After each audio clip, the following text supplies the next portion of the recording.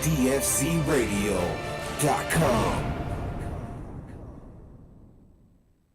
The cannabis portion of this show is designed as entertainment only for legal medicinal cannabis patients over 21 years of age and is not meant to encourage any other activity or use. Yeah, dick.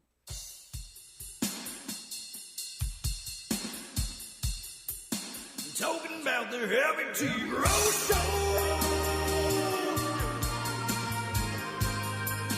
Knowing someone better than your show.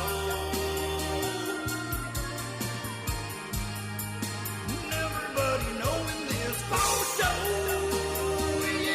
Yeah. Talking about the Htgs show.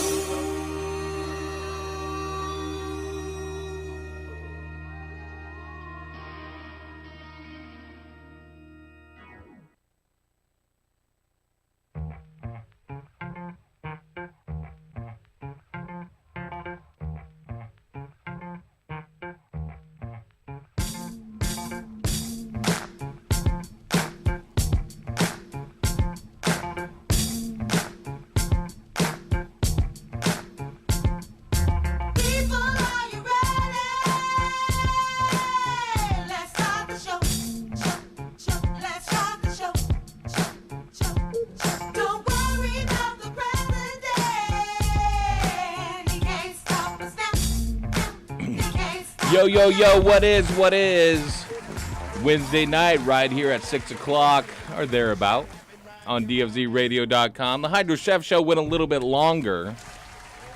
And unfortunately for the chef, he's gone. He had to take off. He had a lot of recycling to do from all the trash he left on my table. This is the Heavy Tea Grow Show studio. Lest we forget, Hydro Chef. Yeah, it was a disaster in here. Yes, it totally was. But we're here. We have a special guest on tonight with Unc Emo. He's over there smoking some banana trees. Well, what are you smoking on? What type of paper is this? Banana millions. Banana millions? Yeah. Banana. I had to try it out at first. At first, it wasn't too impressed with it because I didn't know how to operate it and work it. You know what I'm saying? It's a little work to it, but I found out it's worth it. It smokes so clean. Did you just say how to operate a rolling paper? Yes. Yeah. How old are you? I thought you were like 60 years old with a bad knee. Aging important, really. I mean, damn, look at this banana right here. Yes, sir. Yes, sir. So who's that interrupted your conversation? You know, the greatest grower of all time. Jerome! The GOAT. And why don't you silence your phone instead of just turning it off every time? That's not me. No. No, it might have been me. My bad.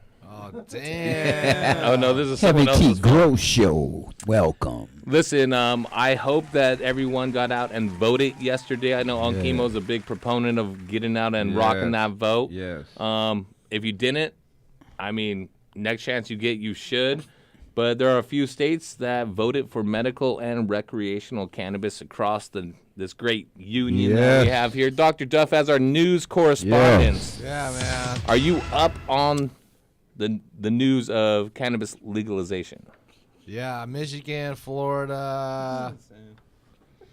There's another one. Hold on. It's Idaho. No, it's not Idaho. I saw it too, and I can't remember. No, that was your wife. I can't remember. What was it? Missouri and Kansas City fucked up. I don't know who did or who Somebody didn't. did too. I just saw it. He's right. I just know that Shout out to all the ones that did do it. At least we're moving in the right direction. I just want to give a shout out to all the black market cultivators out there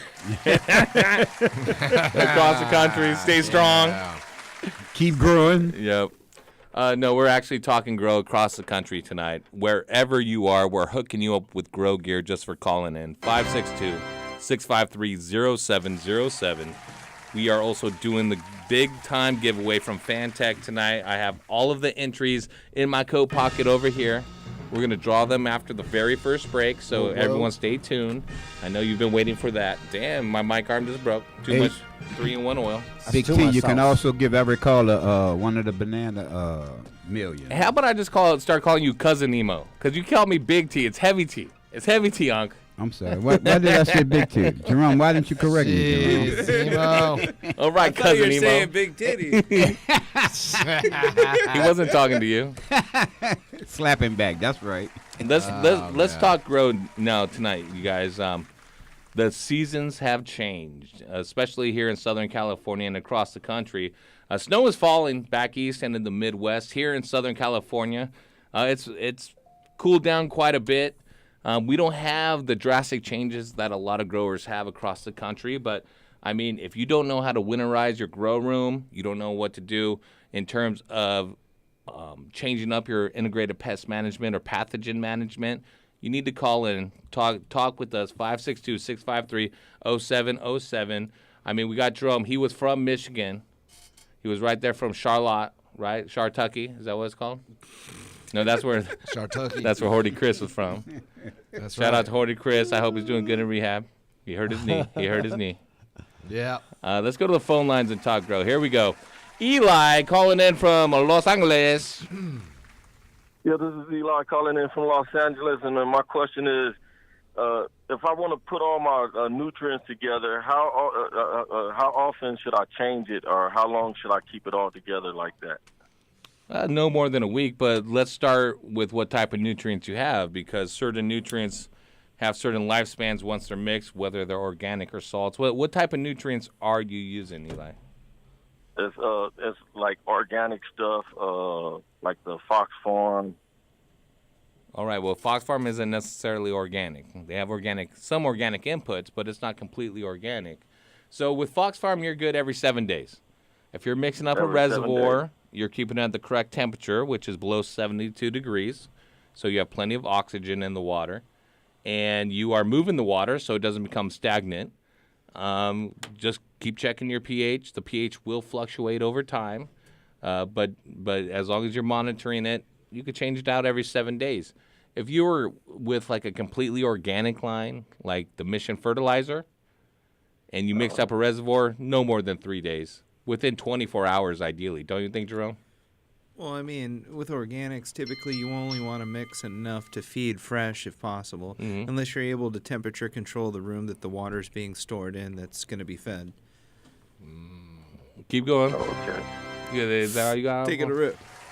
Okay, so Not during the answering of a question. I think he was they got thrown at me right as I was taking the first rip. Right as we started the show, he had to do the show. What? He's like, huh? I mean, but realistically, organics, you don't typically want to keep them in the reservoir. Personally, I only like to feed them fresh. For me, it's typically inoculated in through a splash feeding. So it's basically after your normal feeding, you go through and just top it with some good organics, teas.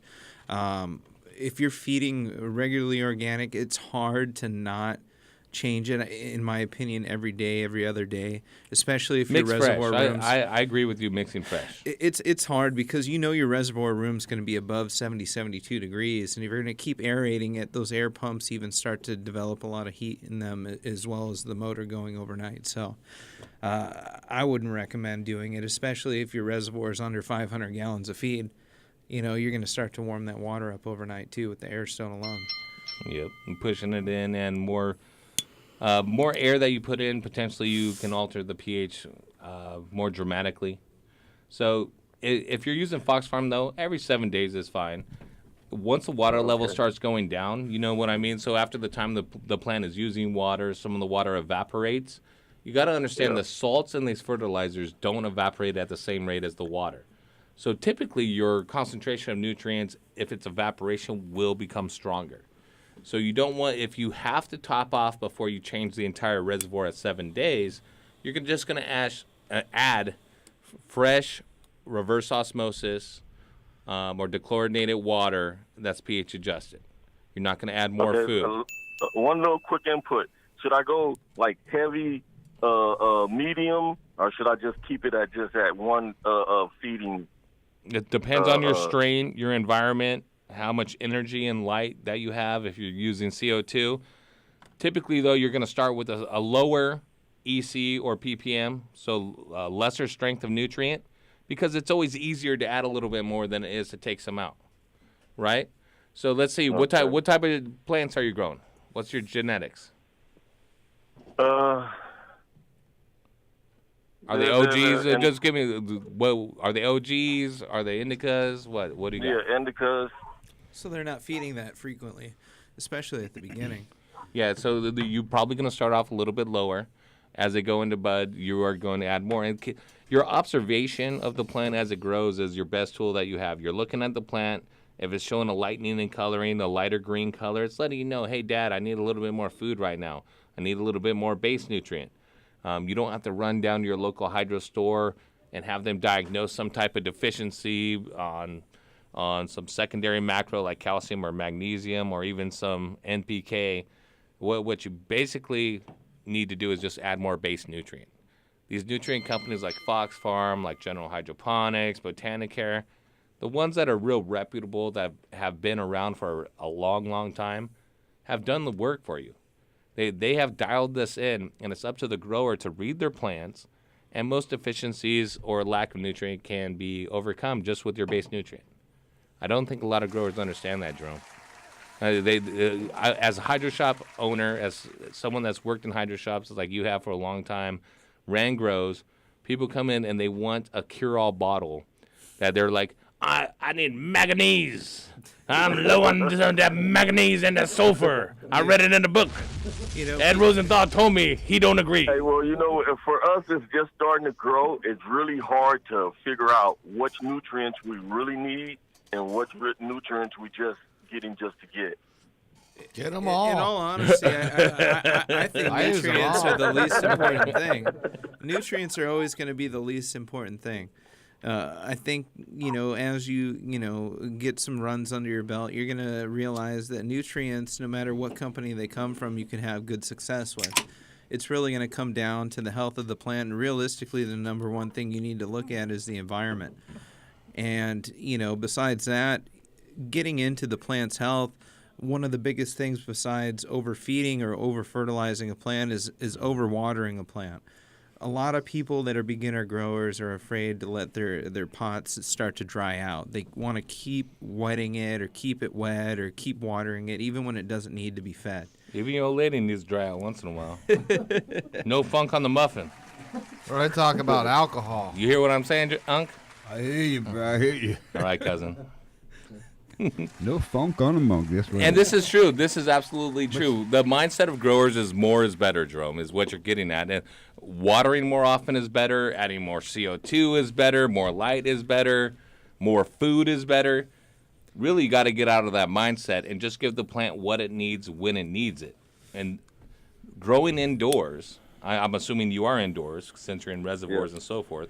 But growing indoors, we are trying to create the perfect environment, and that doesn't always mean more, right? And it's always easier to add a little bit more, like I said. So if you underdo it, it's like cutting a piece of wood, right? If you mark it off and you cut that wood a little too short, well, you got to get another piece of wood. You're fucked.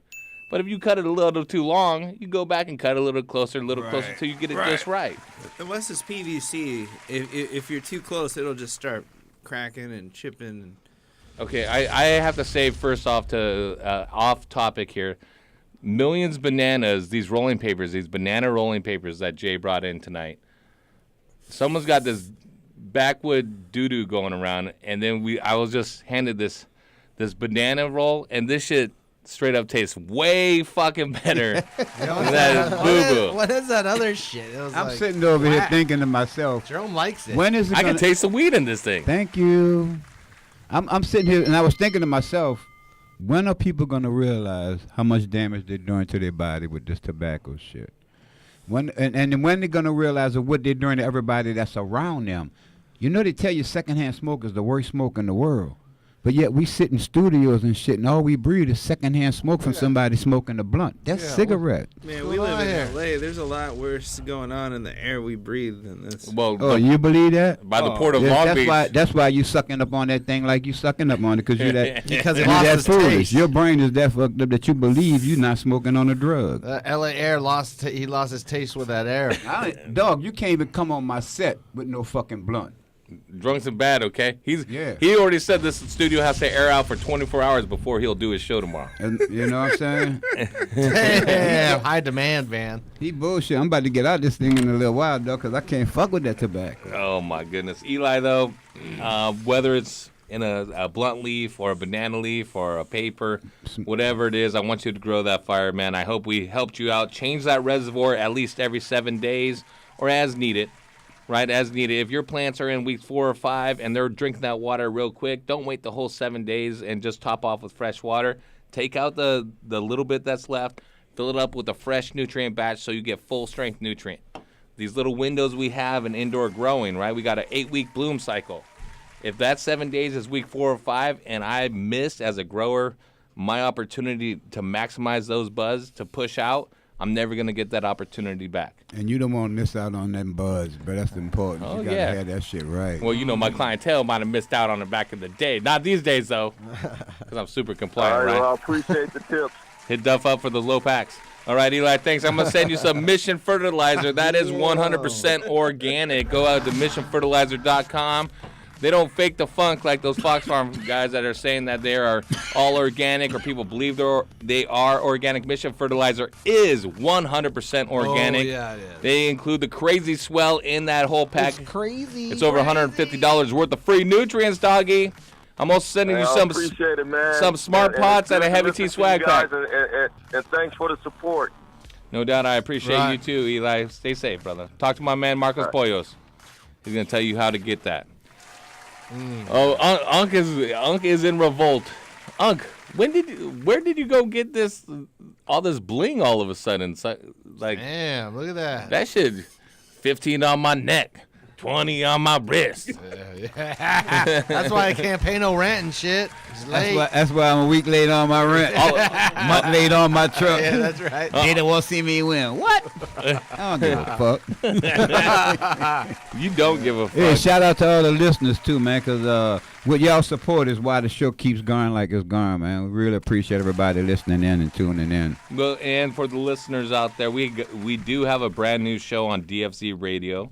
It's on Thursdays, and it's the Reverend Herb Show with Yours truly. the Unc of your Unc Emo. Tomorrow's going to be the second show. Your first one was last week. Tell us a little bit about the Reverend Herb Show. The Reverend Herb Show is just like everything else about the marijuana world. That's all we discuss is marijuana. I know what it is. I know where it comes from. I know the purpose of it. It was given to us by the creator of the universe for us to lift our spirits with and use our creative genes. It was not given to you to make you lazy, sit on the couch and play video games and watch TV. You got to do it, use it for what it was given to you for. It's the greatest product ever. But if you use it wrong, then it becomes not as great. So the product you're using, and when I preach about using it with tobacco, that's one of the things we got to correct with our intake of marijuana. The second thing is this stuff is so good for the body that my whole show is dedicated strictly to marijuana. Well, and you touch on really social fabric issues. You touch on veterans issue. You're a veteran yourself. Yeah, 100% disabled vet, and shout out to all my brothers. And I need the suicide rate to not get cut short. I need it to end, and we got to fix this, man. It's terrible. And you talk about your own battles with PTSD. I mean, and the pills and all the other shit. I mean, alcohol and all the other shit. I mean, you went down a dark road. You were a full blown heroin addict. You know, yeah, straight up. You came back from war, right? You were overseas. 1969, I was in Vietnam, and because things happened that fucked my head up real bad, we didn't have PTSD back then, so I had nightmares from the war and shit that I was seeing, and I couldn't sleep, so I ended up using heroin so I could get to a state where I could actually sleep, where I could close my eyes and not see what I had seen. For someone that's fully addicted to opiates like that, you know, and goes down and to the extreme of trying to overcome some traumatic experience, some mentally traumatic experience, and people do, whether it's mental or physical, find a way to escape, right? And it's human nature. It's either that or you can blow your brains out. And that's what happens to some people. They don't figure that they can figure this out, and that's when they end up blowing their brain. I was to the point one time I had a suicide attempt, as it was reported in the paper in 1983, because of things in the post office. And it made the front page of the paper and shit. And so for years, people would tease me around the post office after I got my job back, because I had to get it back. after I won my case and got it back, they would be teasing me around the post office. But in my heart, my mind, I knew I needed that job to raise my daughter. So I didn't give a fuck what nobody said. Like I say in the song, I don't give a fuck. I really don't. I don't give a fuck what you say about me. That does not affect me unless I let it affect me. We're at that point in your life because you're from the South, right? Louisiana. Right. It was a very illegal product. Right. It's is as illegal as heroin at that point, and even today in most of the southern states. Yeah. And looking at it, was cannabis, marijuana even an option for you at that time? Was it like, hey, I'm going to go for something. If I'm going to be breaking the law, if I'm going to be putting something that is said to be toxic into my body, I'm going to go for a full-blown, removal of myself, where I'm just nodding out, like on the heroin, right? Compared to where cannabis was. Was that into your psyche at that time? From the 60s, 70s, 80s, 90s, shit, for most of that, yeah, my life was fucked up. I went through every drug they had almost. Acid was big in the 70s and in the 80s. Purple haze and shit, mescaline. Then they had the angel dust out in the late 80s and shit, early 80s and shit. But then angel dust was a good product, but it flipped and it went to what they called it, embalming fluid. When they start using embalming fluid. Sherm, when you start dipping that shit in cigarettes, that's when they got fucked up. But before that, angel dust was sweet, man. I'm serious, dog. Damn, you don't end up in a chicken coop. Ooh, dog, no, not on angel dust. But guess what? Look, Give us some angel I'm gonna dust. tell you what angel dust was like. Gil Scott Heron said, angel dust makes you go slow, just like he did the song. Angel dusted. We were going down the main street in New Orleans, just to show you how angel dust did you. And my boy in the back seat said, Mo, you gotta slow this thing down, man. You're going too damn fast. We're gonna get pulled over. I looked at the speedometer. We was doing 15 miles an hour. Yeah.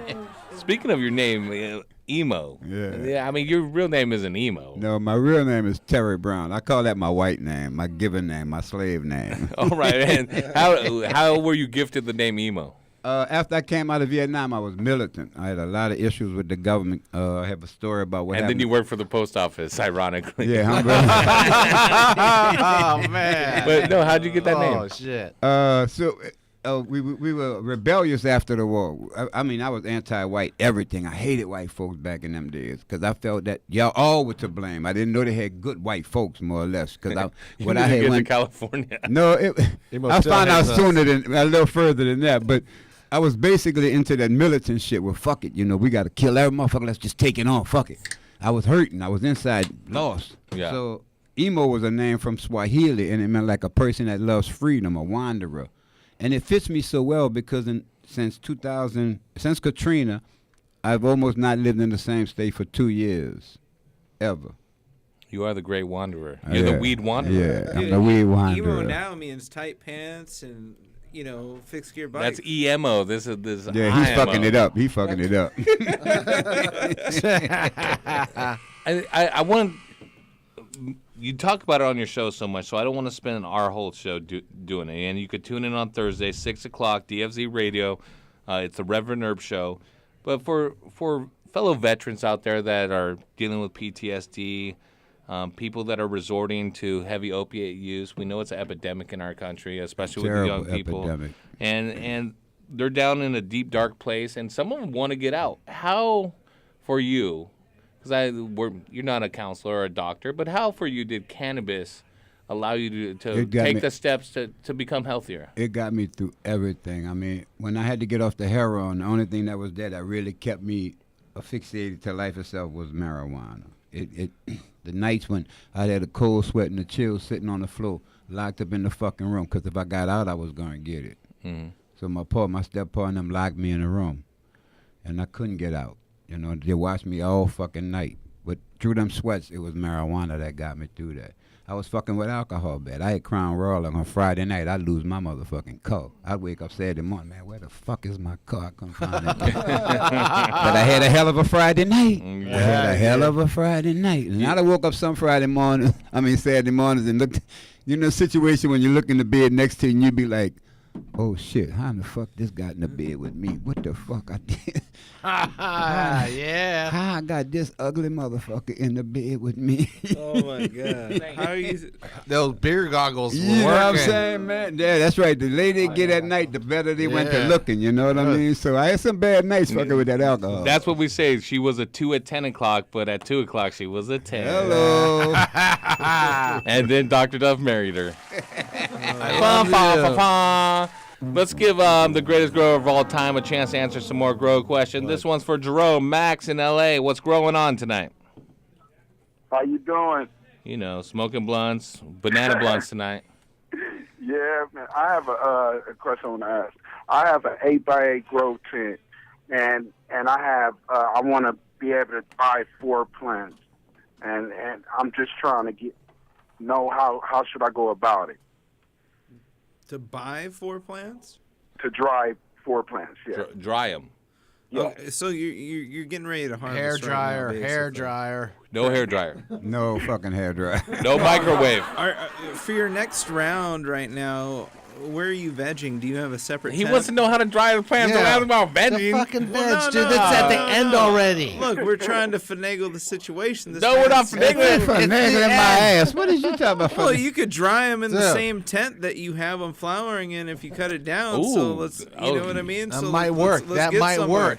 But That you might can do it in a work. closet Let's speed too. his up. Let's speed his process up if possible. So the thing is if you can get yourself on, any website or a local hydro store, a 4x8 tent is relatively inexpensive. I think they're Go to a hydro store, fuck a website. $200. But basically, you could Or a dry the closet, entire if you got a harvest in that closet. size of a tent. Yeah, but- Or if you have a tent that size already vegging for your next round in the 8x8 tent, use that as your drying tent as you move the next harvest in. If you have a 9-week strain, you only have about a 5 to 7 day downtime to get 5 harvests in per year. And if you have an 8-week strain, then you can go ahead and get 6 harvests in per year if you can get that harvest down. He's asking how to harvest the shit. You're talking about Well, like no, how many no, harvests no, you no. get. Yo, Hey, dog, hey, all you hey. gotta do is cut the shit down. If it's a big No, ass no, plant, no. cut Hold it on, in let half, Dr. Duff. hang it with hangers. You got hangers. You can get the little Put it in branch. the closet if you got a closet you ain't using. Put the branch through the hanger. Have it so it's hanging upside down. Keep the plant in the dark while it's drying. Right. Make sure the humidity's low, like in the 50s, maybe 40s if you're cool with But it. don't make it What? complicated. And just chill, let it hang. Don't and go to the it'll cure. 40s. The secret Okay. to it is not to rush it. Don't try to dry it no faster than nature's Yeah. gonna dry it. Damn, That's how the much you secret. grown weed? I thought we were talking the greatest grower of all time. I wouldn't get scared So if let it me- got let in me the ex- 40s, but keep it in the 50s. Let me tell you what my secret was to how you know when your plant is ready for smoking. Let me see, Jerome. What's your secret to tell exactly when your plant is ready for smoking? Is it a time thing? Do you do about a time thing, or do you have a certain method that you tell? He talks about how You many know, harvests he can get out of it in a year. Hey, nowadays it's like 95% of the time is it dry enough to sell. So, But that I'm other saying- 5% is Would you maybe, buy it? do I want to I have smoke a it at secret. that I have a time? secret for you. The That's best like- way to tell when your herb is perfect to Would you buy it? when you snap your branch on your herb. If it snaps and it doesn't snap on, He must on the listen first to Heavy half, Tea Grow Show. and He it doesn't must listen snap a on the lot. first half, then it's not ready. You gotta True wait this. till it snaps. You If have it to wait. snaps, Well, it'll and if snap it snaps throughout. and the whole thing breaks, then you let it dry too far. Well, you want all the moisture out of it. It's not just when the flowers are dry. So you need it to be out of the light. It needs to be completely dark. You need a Right. rigid environment, right? 70 to 75 degrees is fine. 45 to 55% humidity, a nice light breeze so you don't get mold growing or anything like that. You don't want the plants all pushed together in a small area where they're all pushed up on each other and the water is just sitting there and can have a chance to mold together as two wet flowers are pressed together or a wet flower is pressed against the side of your tent or your dry area. So you need to have airflow all around the plant. That being said, you don't want the airflow being where the plant is blowing in the wind where it's almost horizontal, right? You just want a light breeze on it. And you're going to go check it. Right? If you actually break your plant in several different pieces, it will dry faster because you have more openings for the water to evaporate out of. But if you do a whole plant dry, you're going to hang it there, and you're going to go in and check it out every so often. If you're in L.A., it's going to be at least 7 days. Nothing in L.A. is really going to dry quicker than 7 days. Hell no. Most of it longer if you're closer to the beach. Okay, 10 days or to 14 days. Right. Yeah. But you Check go out and, 5. and you go and a lot of people just go touch the flower, and the flower is dry because that is the least dense part of the plant compared to the stalk or the stems. Those stalk and stems, they're hemp, right? They're super dense. So they hold water for longer. They take longer to dry out. So you go touch the flower feels dry. Too often people go, oh, it's good to go. They cut it down. Guess what? Those leaves are dry. You could trim it up. They stick it into the bag, and it becomes hay. It smells like straight hay because the inner parts of the fiber of the branch are still wet. And when you put it in a closed environment like a bag or a tin or a jar, whatever it is, the water, the dry parts of just like a paper towel, if you stuck a corner into a cup of water, the whole thing is going to get wet as it pulls the water up through it. The dry parts of that flower will wick out the innermost moisture, and it will start oxidizing your terpenes, your esters, your flavonoids, basically your smells, your flavors, and your fucking high. Yeah. And it's going to degrade the bud rapidly. So you need to make sure it's completely dry. And shout out to Cousin Emo because he knew, and shout out to Big T too, because he knew that you should be snapping Heavy tea. Get it straight now. the Heavy biggest tea. branches. If you go and the flower feels dry, go to the stalk. If you go to break it and it folds over like a straw, it's not dry enough. It needs a snap like a chopstick. And once you do that, you go ahead and bag it up. And now it will be curing while it dries, but a longer curing process is then you bag it up, and the very, very innermost moisture still is in there, will be drawn out. And rather than letting it oxidize, that little bit will draw out, and it will enter and spread across the entire plant and draw the last bit of resin and oils out and those same terpenes. But still, you want to burp it off. So you open up each jar, container, bag, whatever it is, 15 to 30 minutes a day for about a week after that, and you're good to go to market. Damn. Okay, or you're good to smoke it. Yeah, a lot of folks buy a large quantity too on heavy tea, and they just put it in I don't a know jar. nothing about that. And and they never open that jar for weeks, and then they think that herb is gonna be all right. What? Weeks? Yes, What? some people do that. They don't. They Ain't so smoking busy. every day? Well, And then they come back after I'll tell 3. you how many times, and it sounds like you've grown before. We haven't actually talked about you growing, which I want to talk to you about sometime a little bit.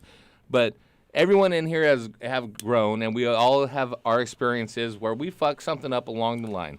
And most growers have gone through this experience where they're looking at their plant. The shit is smelling fire. It's looking fire. They're taking pictures. They're like, I'm going to win the High Times Cup. I'm about to be front page of High Times Magazine. I'm going to take over Jerome's Grow Off title. All of these things, right? Right. And then they're like, oh, shit. They cut it down, and they bag it up too early, and they come back to it like, what happened to the smell? This shit don't smell. Well, no. You went all that way of growing it, flowering Fucked it up. tending to it. And in the last part, the drying part, you screwed it up. You know another good way to check to see if the moisture's there or not? You could cut a nug off and you could put it up on your lips, so you'll feel the moisture on your lips because it's super sensitive. So if you feel You got moisture some in dry there, ass lips, dog. yeah. If you feel the moisture there when you put it up there, it's not ready yet. It's just still moisture in there that's going to wick out and make it turn into hay. So make sure when you do cut that off, make sure you put a little on your lip. You'll see. You'll trust me. You'll see. You'll feel a little moisture there. You did the lip before? Don't be licking your lips. No. Duff. But no, that's how you do it. I Nonetheless, know I got like dry ass do that, chapstick Max. lips. And I do agree with Jerome about having a separate area to dry in rather than your main spot. But some people can't do that. And so if you're doing the entire thing every 3 months, you're basically, instead of every 2 months, you're doing a round where you have a couple weeks veg in your main room, a couple weeks dry, and then 8 weeks of bloom. No shame in that, but just be aware. You don't want to be growing in the same area you're drying in. You want it to be completely dark and climate controlled. Plus, remove all your pots or your grow medium, especially if they're still wet, as those evaporate and release moisture in the air, or if you actually have growing plants that you have to water so often. Just as when you put it into a bag and it rehydrates, if the plant is dry hanging there and somehow more moisture comes into the room, whether it's watering, sometimes people with large gardens will put freshly wet bud into an area that has almost completely dried bud, and it will rehydrate that bud, and you'll get an oxidation that will kill the flavor and the smell too. So make sure that it's its own separate area and it's dedicated to that process without interference. Just like growing. Just like you ain't going to go in your one bloom area, you're not going to have plants vegging in there, right? It's dedicated to that one purpose. Okay. Compartmentalize growing, and you're going to be a lot better off. Okay. All right, Max. Check this out, man. We're going to help make it AAA and send you some Terpinator, doggy. What to the terp? Don't fuck with that resin faker. Get that Terpinator. And then for your CO2 in your grow tent, we're sending you some green pad CO2. Give them a squirt. Hang them up in your grow area. Let the CO2 rain down all over her face, the plant's face. And also swag pack, including a More Trees, Less Assholes t-shirt. Thanks a lot, Max. Hey, you want to give a shout out to your hydro shop? Hydroponic store. There you go, man. Yeah, Thanks, man. Max. 562-653-0707. Not the hydroponics to it. Let's get down with it. We're doing our Fantech giveaway after the break. It's Heavy T's Grow Show. We're here with Unc Emo, GH Devin. I think we're going to call him DHL now. Devin Hawthorne Langford. How the fuck you Google hydroponic store? By the way, if Hydroponic you're looking it store. up, you're like Shout hydroponic out. store. That's what's up. My city. It comes Shout up out hydroponic PFC store. Radio. You dig? We'll be right back. Smoke to get high, I smoke to survive. Let me take my medicine. I smoke it every day cause it keeps me alive. Let me take my medicine. It's a gift from my father and it heals my body. Let me take my medicine. So what if I get loaded? I ain't hurting nobody. God didn't make a drug, that shit is insane. He gave us a seed, you called it a weed. If a rich man sell it, he can settle for life. If a poor man sell it, he ain't seeing the light. Whoever made a crime should really do time. The only thing it does is just relaxes my mind. It's way better than your pills and your booze, cause all that shit does is just give us the blues. I don't smoke to get high, I smoke to survive. Let me take my medicine. I smoke it every day cause it keeps me alive. Let me take my medicine. It's a gift from my father and it heals my body. Let me take my medicine. So what if I get loaded? I ain't hurting nobody. It's not for the young and not everyone. But if you never tried it, then stop denying it. Open your mind and give it a try. You might even learn to love to fly. Yeah, look out. Snoop called me out on Instagram just so we could go in. Let me take my medicine. And I'm living in LA and guess what I do all day? Yeah, and when you went to the store and you forgot what you went for, did you happen to just... Yeah, so what if they stole my coat? Who gives a shit? I know what I'm gonna do. Let me take my medicine. Shit happens, baby. So what? Step over the shit? Let's go and... Yeah, that's what we do. Keep on moving no matter what happened. Let's just take it to the get high spot, baby. That's the best place you could be. Everybody, let me take my medicine. Share love, share marijuana with everybody. Let's go. Are you ready to start cloning but don't know where to start? HDI has you covered, the only propagation-focused company. HDI was founded in 1997 and is the master distributor of Clonex throughout North America, like the Clonex rooting gel, which has been on the market since 1988. EPA registered and approved for use on food crops and cannabis. It's the only rooting gel approved by the Washington and Colorado Department of Agriculture for propagating cannabis plants. Used by thousands of plant nurseries, commercial growers, scientists, and greenhouse growers with billions of clones successfully rooted. That's Clonex rooting gel. But healthy clones start with healthy mothers.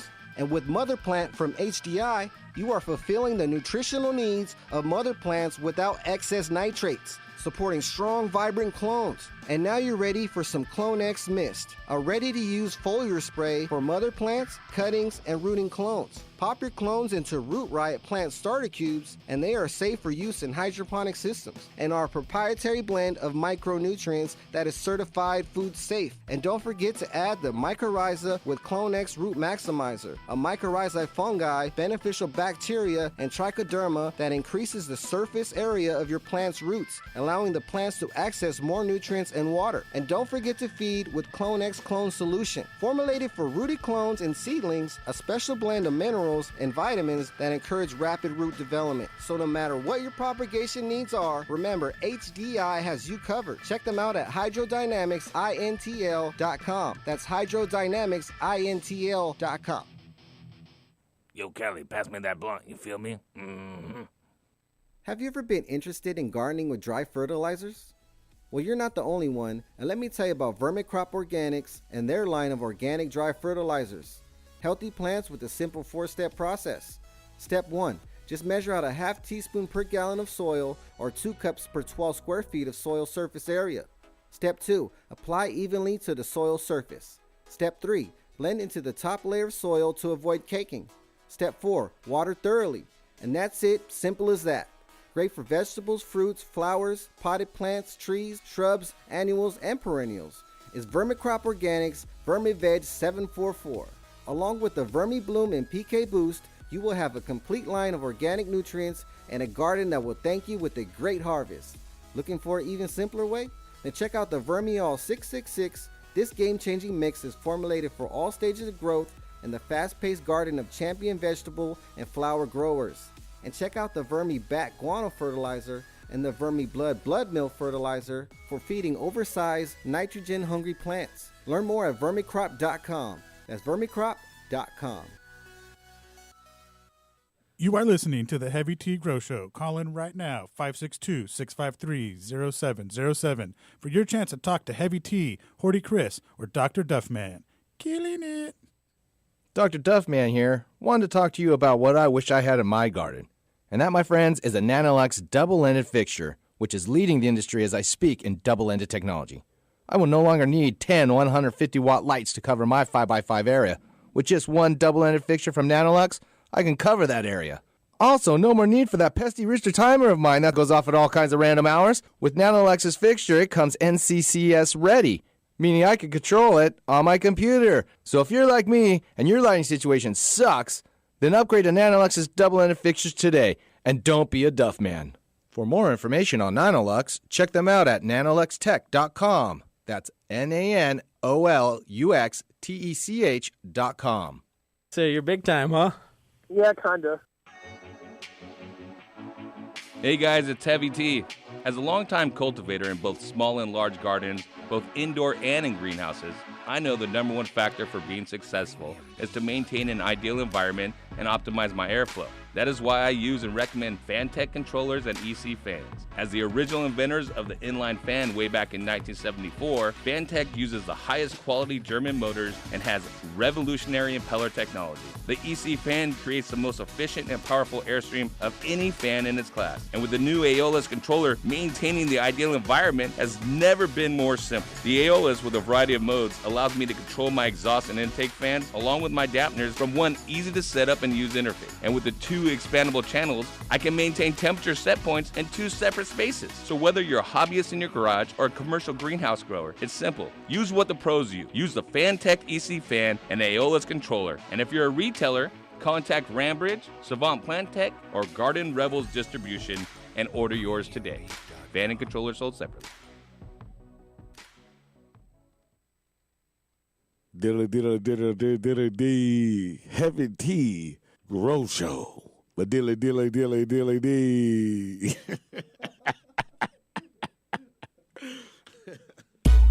Music.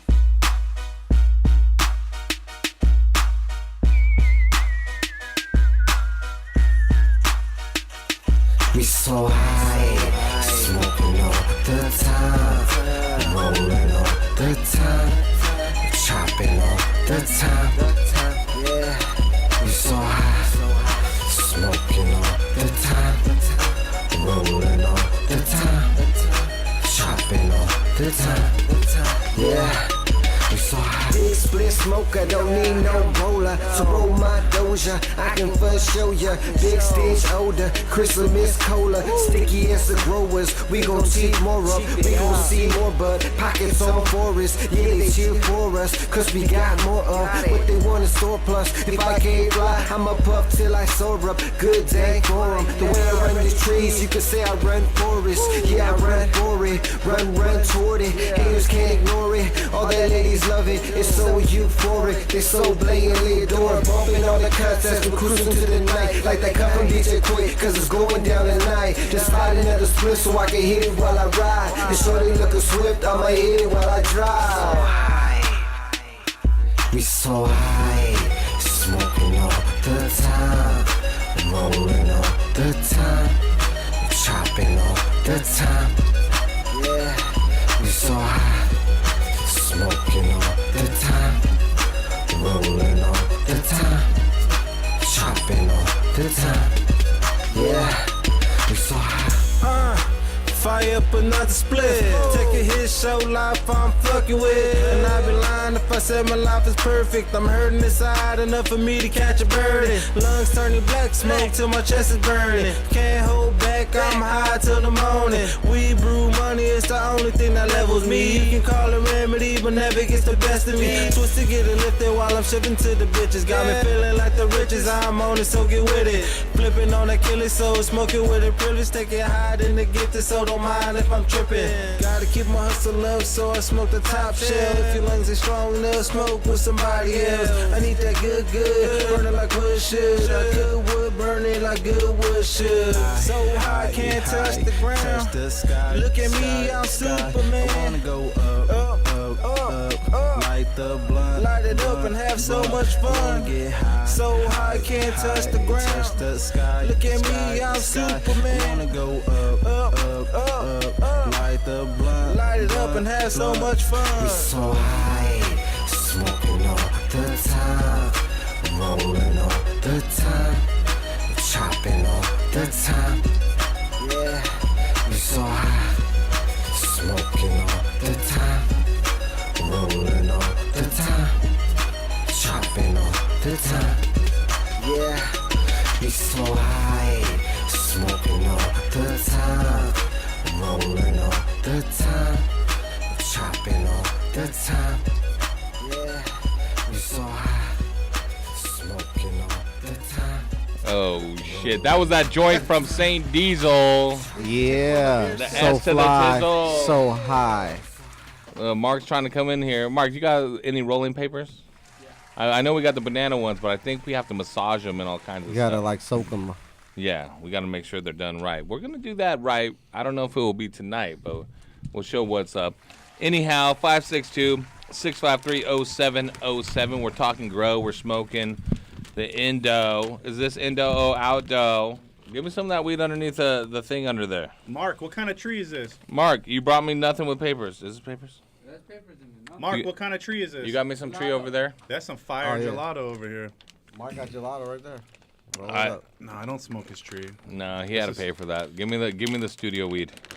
All right, put your headset on, Duncan. Before we get down to it, I want to welcome our first guest of the night. It's Duncan Blowers from Henkelman Vacuum System. Ironic that your name is Blowers and you work for a vacuum system. That's why they hired me. They did, or you just changed your name.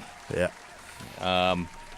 You're doing your thing tonight. We actually are going to give a demonstration of sealing some herb up. Done, not yet, Hydro Chef. Okay. Easy. I'm just excited. I'm just excited to touch this fucking Henkelman. Before we get to it, Duncan, I have to take care of some of our growers. They've been hanging out for about a half hour. We have Jenny from Boston on the line. Jenny, what's growing on tonight? What's up, guys? How are you? Good. How are you? Jenny. Hey, Jenny. Good. Good. I had a question. I was wondering, should my stalks and stems be hollow or should they be more solid? Like a straw, so you save the world and there's no plastic problems with pollution and all that. So make sure they're hollow, use them, suck up that Diet Coke that you love. Well, it depends on genetics, for one. Some strains will go more hollow than others, and so certain elements that you add will cause it. Chef and Drum, chime in a little bit while I roll up this joint. Now, you're gonna focus on cell wall structure if you really want those thick stems and that ability to be able to hold up the weight of your fruit. So I mean, you think of it like this: hollow stems are gonna be easier to break, but as long as you got that thick cell wall, you're gonna be able to hold up more fruit. So if you're trying to get that thicker cell wall, you might invest in a high quality potassium silicate product.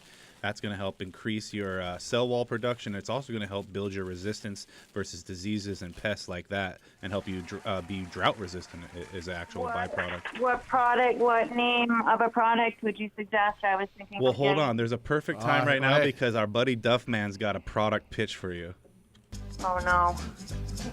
Don't use this product.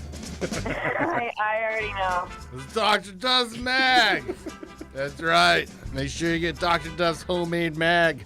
I make it at home while looking at mags. You know what kind of mags? The good ones. That's why I make good cow mag. This mag is definitely not spoons in a bottle. Brought to you by DFP. Wait, no. So stop talking about your subscription to Boys Life. No. What is it talking about? This is wrong. Anyways, make sure you get Dr. Duff's Calci. Duff. All right. All jokes aside, you get yourself a nice high quality silicate product. Emerald Harvest makes a good silicate product. Armor SI from General Hydroponics. Oh, Armor SI. SI. And then our friends over at Power SI make one of the most concentrated products on the market. So those are some good options right there. Okay. I also had one other question. I think I heard you say a few weeks ago that when you're giving your plants like a heavy dose of PK, I use the Canaline. So I use Canna PK, that you're supposed to lower your lights down a little bit. Hold on, Jenny. I'm sorry. Who the fuck at the table is Darth Vader in the mic? Who's over here? Is that Jerome. you, Chef? Jerome. that was me. I'm extremely extremely airy, and I'm stuffed up. So yeah, Duncan, I am your father. All right, we've got to breathe so hard. Back off the mic, or we'll tone you down a little bit. Are you talking about lowering lights? Jenny, Don't do it. Too much PK, not enough PK. What's your question? Are you supposed to dim your lights a little bit when you're giving your plants the PK? I use the Canaline, so there's like 1 week that I give it PK, and I thought I remember. Not necessarily. They're, things that it's easy to overdo. If you do over-fertilize a plant or you get a toxicity somehow, lowering the lights will slow down the progression of the damage. But really, you don't want to have to lower the light output at all, right? We're trying to mimic the sun, and the sun, it goes through seasons, but we have a very short season indoor, and there's not a lot of room for error. And I don't want to dim the light down and cut off my energy source. The light is obviously one of the three components needed for photosynthesis. And if you lower it, that slows all that down, which slows cell division down, which means you got smaller buds. Okay. Right? But if you have a toxicity that you overdid something, a phytotoxicity from spraying the plant, CO2 toxicity from putting too much in, lowering the lights will help offset the damage and let the plant give the plant a little breathing room to revive itself. What type of symptoms would I see in my plants if I had CO2 toxicity? CO2 talk? We're with CO2 Talk with Jerome on DFZ. You're on, Jerome. Come on, we're throwing it around the table. You on? You may see a little bit of internodal stretching at certain points, but other than that, there's not going to be very much detrimental damage from running CO2 at 1,500 parts per million day and night. No, but if it went up to like 5,000, like if it dropped, I've had it happen before, and it just starts twisting. Yeah, I've seen curling from too much CO2. You're going to see some deformation, but at the end of the day, are you in a sealed room? Jerome's never seen deformation. I am, yeah. I emptied a tank within 2 days in like a 12 by 12 room or 12 by 16 room. That should last you typically about 7 to 10 days if it's perfectly sealed. As far as it sounds like you're a little surprised. Is this something new, or does it normally run out this fast? No, my sniffer wasn't calibrated correctly, or maybe I had a leak You got to be careful too. Some of the products out there, even though they contain photocells, they'll even go off with green light. So I know a lot of people out there that work with green lights on sometimes will forget to turn them off. So as soon as the lights go off, you're not going to notice this, but you go back in there, the green lights are on, and it's kept that CO2 going the entire night cycle as well. And that's just a waste. It's not going to hurt the plants, right? Just a waste. It's not going to hurt the plants, but at the end of the day, if your CO2 monitor is going off and letting that CO2 levels get it sounds like it's getting above 3,000 ppms or so from the sound of it, but it should never get that high, especially if they have a certain calibrated set point. Now, when you're calibrating it, are you taking the sensor and putting it into a fresh air outdoor environment? Yeah, I usually put it in my windowsill. Oh, let's go outside with that. And what type of CO2 levels are you typically looking for when you put it out there? When I'm recalibrating it? Correct. Well, I figure that like normal CO2 is around like 400 or something. And when you put it out there, what is it reading at?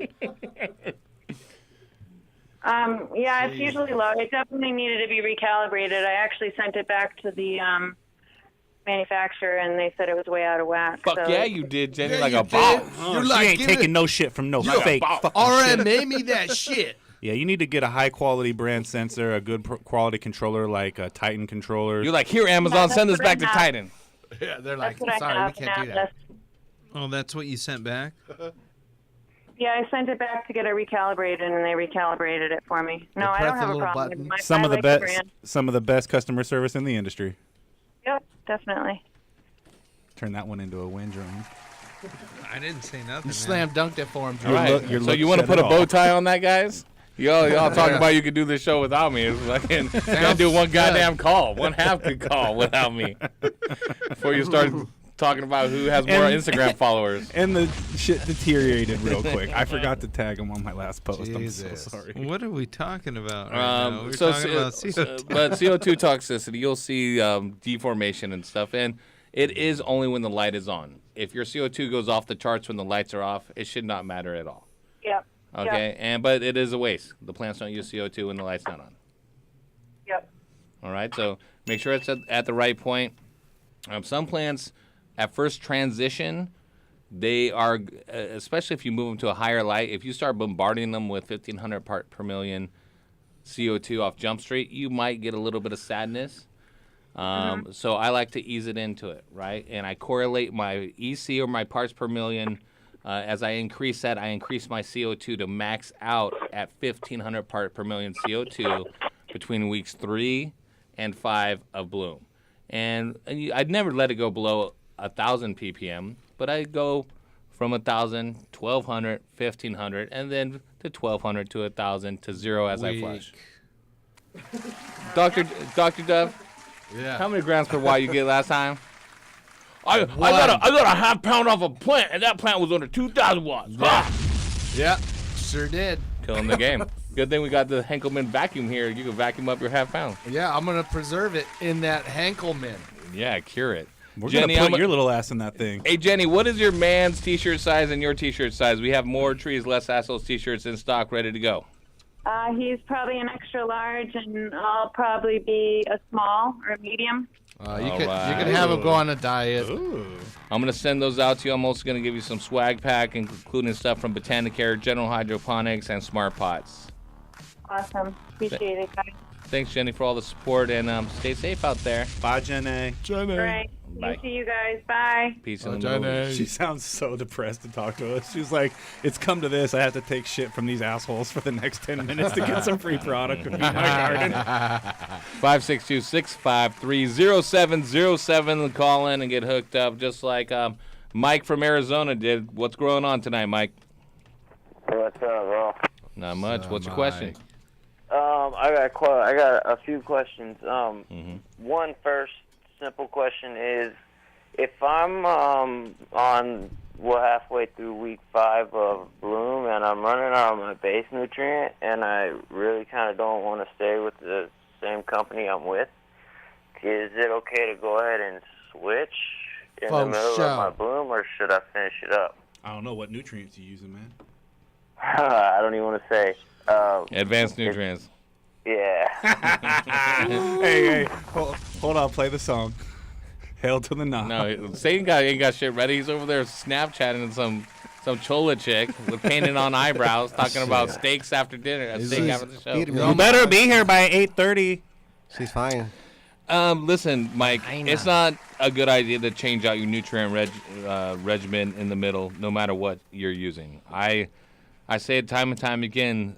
Growers are too quick to blame their nutrients for their failures, and also give their nutrients credit for their successes. More often than not, it's the grower, right? If after 4 runs that you may not have been successful or as successful as you want it to be, by the 4th run, you have gained that much more experience, but too often the grower will give the credit to the nutrient for why they're successful, and that's BS. If you switch in the middle, you're never really going to learn what the fuck you messed up on feeding the plant or on identifying a pest or identifying a problem. You're just basically correlating where you're at with the nutrient.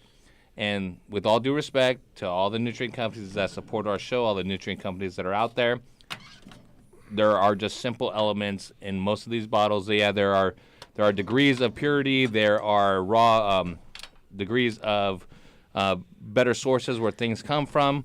But at the end of the day, we're feeding the plant NPK, and the plant doesn't know where it comes from. It breaks it down into an ion and absorbs it through the root zone.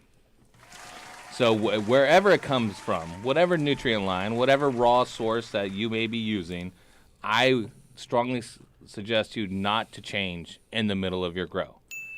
Let this grow be a learning experience. You know, if it's a failure, I mean, just take that as first attempt in learning, right?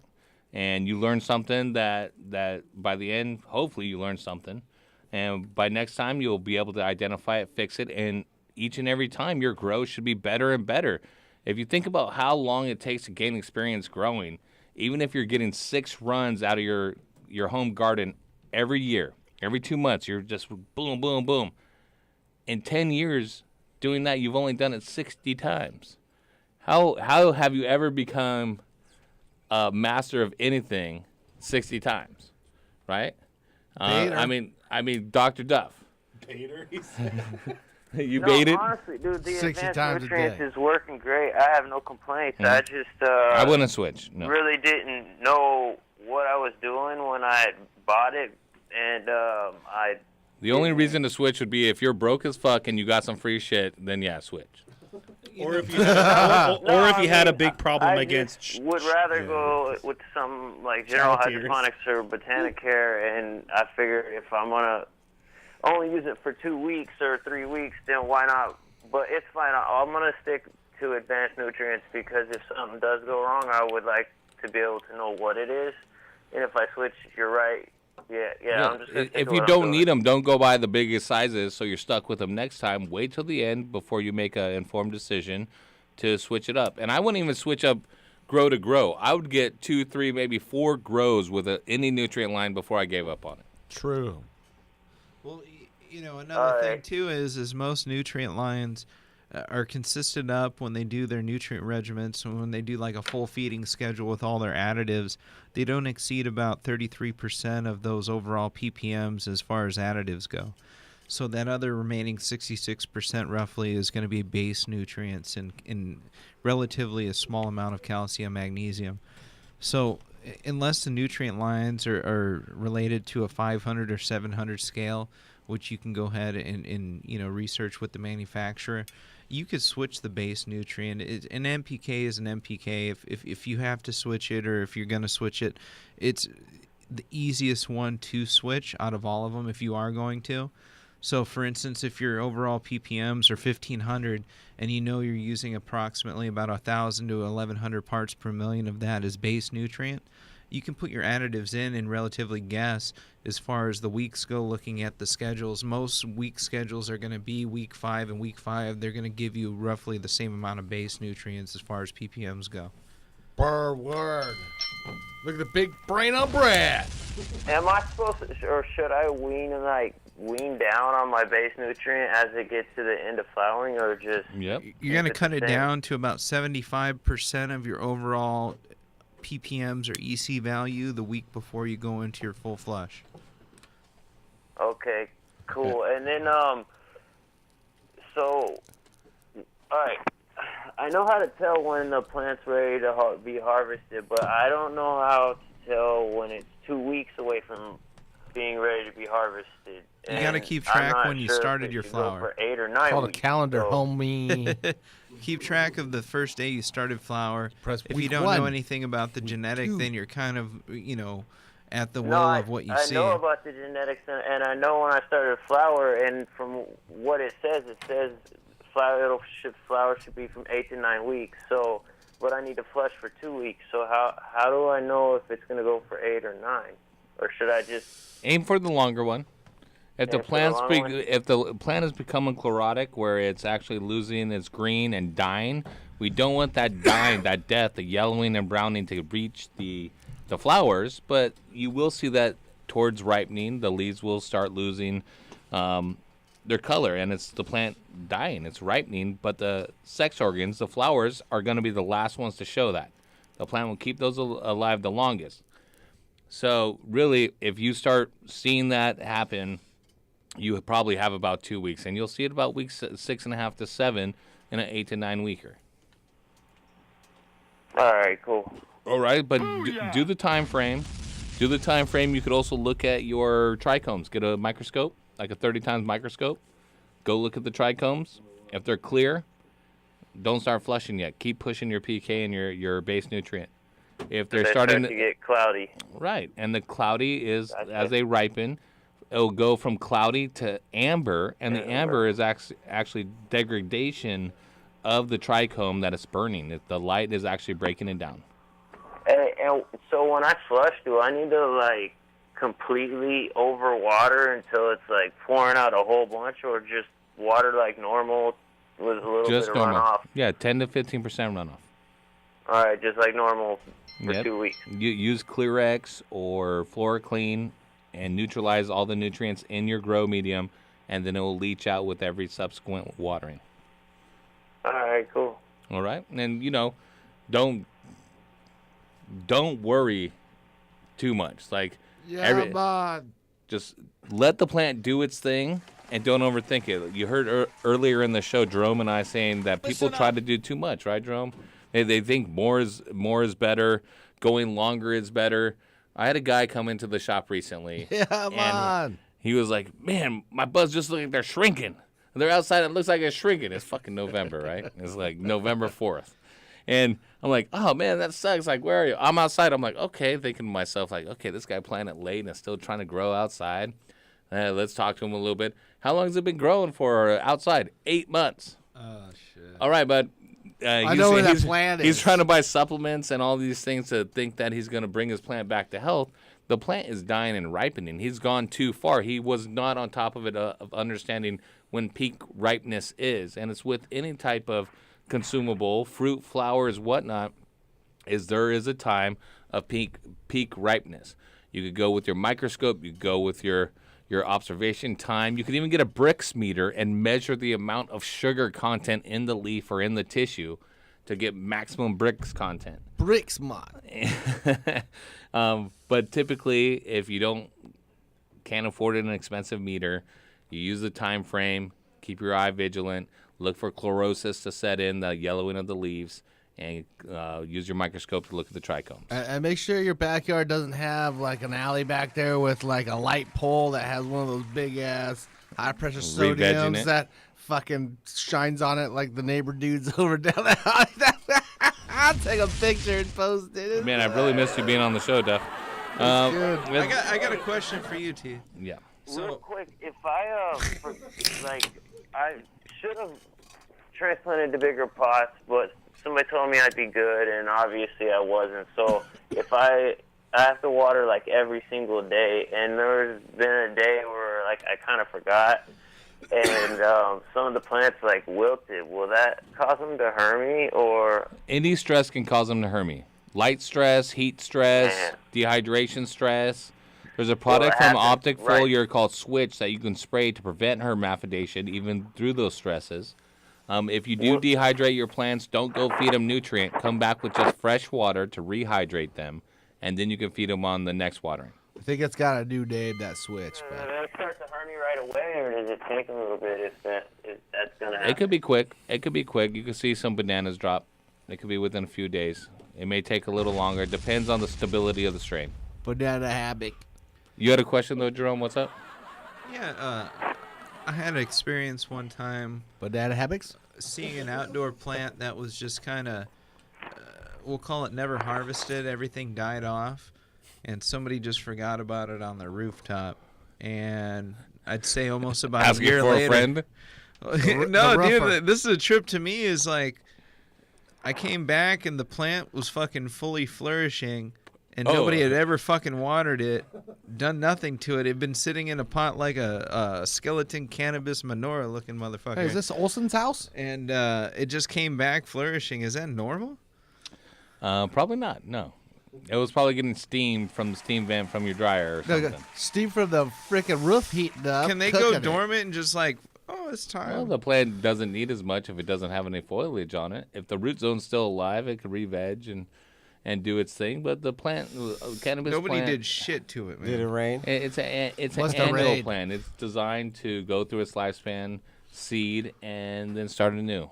Yep. Right. So, we actually lost our caller. We're gonna hook him up though, Mike. I'm gonna send you some GH nutrients, some Smart Pots. Sweet. And Throw Jerome, joints stop at it bumping your titties and your belly into my table. Take Trying it to easy. light people on fire. Gosh, Duncan's here. He doesn't know what to think. By the way, where's your accent from, Duncan? It's a mixture from New Zealand and England. New Zealand and England. Yeah. So you were a prisoner in England and then you were shipped to New Zealand? Or was that a long time ago? No, I lost it. I stole a loaf of bread and then I was sent down to New Zealand. Well, you Kiwis are good people. Now, the Australians, fuck those cunts, Yes. right? No, I agree. No, I agree. All polite and shit. But fuck you, really, honestly, fuck you. Hey, Duncan's a legend, Mike. He's a legend. In Australia, he's officially cunt a is Kiwi. a good thing, right? I know. Yeah, it can be. It can be. It can mean a couple of things. Yeah, if they say you're a fucking cunt, that's not a bad thing. I think that Basically, they teach that in kindergarten. I think universally, cunt's a bad thing. No, To call it, it's basically it's like you call dude. a friend. It's like dude. Yeah. Ah, you dirty cunt. Don't let your wife say it. Where have you been, you cunt? Hey, when I used to work with I'm those gonna work Australians, that- I came back saying cunt a whole bunch, and my wife was like, I'm gonna be like, babe, it's an term of endearment. Yeah, She's well, like, you've never been to fucking Australia. Let's get away from the hard C word. All right. But we are here with Duncan, and hey, Mike, you're back, but we're not coming back to you. You got hooked up, man. Talk to our boy Marcos Poyos. Duncan, you're from Henkelman Vacuum Systems. You were on the Hydro Chef show, and all you did was get really high the whole time. So now we're going to talk about your product. Thank you. This is when you can say I'm really good at sucking. Hey, but there's a reason why it's on the Grow Show and the Food I Show. haven't heard that one before. You're really good at sucking. Well, let's talk about proper storage, and because you have a whole sheet here, and I'm thinking about sealing up my cannabis so it doesn't degrade, right? Sealing it up, keep it airtight, but you have all different types of things. You have insertion of different gases. Yeah. You have curing methods. You have decarboxylation methods. Let's start at the top of it. Tell us a little bit about Henkelman to start with. What sets you guys apart? Just to give you the overview. So Henkelman, it's a Dutch company. It's actually the world's largest producer of vacuum packaging equipment. It's all it does. But it's not a big company, 50 employees, $50 million, but it's very good at making vacuum packaging equipment. And so we have a U.S. operation. We've had it now for 2 or 3 years, and from there we support our U.S. customers. And so, the construction of the unit, it's basically bulletproof. It has the German Bush pump in it, which is really the most important thing. But outside of that, Well, why is that important? Because listen, our American growers. Can you shut the fuck up for 5 seconds of your existence? I can, yes. Everything German's better. what most growers grew up with, if they're moving packs around to be safe, it was about discretion, especially in the United States. In California, you know, we've had a thriving gray area cannabis market for a long time. So, but driving down the 101, you didn't want everyone to smell your business, so you got the food saver, right? And the food saver that was like a bag this big, basically 14 inches or 10 inches by 15 inches or whatever, and you sat there for fucking like 2 minutes, like, and it took forever. And so I assume that little shitty pump in there is nothing like your big badass German pump. No, I mean they're really great for home use. You know, for storing food products that you want to reduce waste. But these are, I should point out that these are in chamber, commercial grade vacuum packaging. What's the difference between in chamber and that little slidey thing? Well, if you see the machine over there, you'll actually put the whole package inside that chamber. So really, what that's doing, and with the bush pump, which is again, the bush pump is basically the engine of it. So that's the most important part. You take that pump out of that unit, it barely weighs anything. So the most important thing is the pump, and that's why we stick with the bush pump. There are other countries that make pumps. The problem is, after time, they just start to fail, and people think they're getting a good vacuum when in fact they're not. So it degrades their product. And how is the commercial unit that's an in-chamber vacuum sealer like we have here? This is a machine, right? The other little things almost look like toys, little plastic toys. Yeah. This is that has steel on it. This dials, the whole works. The German pump inside. It's a heavy machine. Yeah. What is this going to do different than those little food savers people use? Well, it's going to guarantee you a full vacuum. This is sensor controlled, so this takes it even further. The other smaller ones, it's just time. You're just basically saying, right, I'm going to set you for 30 seconds, and hopefully you get a great vacuum. Yeah. But the reality is, those food saver ones, they only ever get 50, 60% removed in there. So you've still got 40%, whereas these machines, they get 99.8% oxygen pulled every single time, and that's guaranteed because it's sensor controlled. You're not doing it. You're not saying, I want you to vacuum for 30 seconds. What you're saying is, I want you to pull that vacuum until you get 99.8%.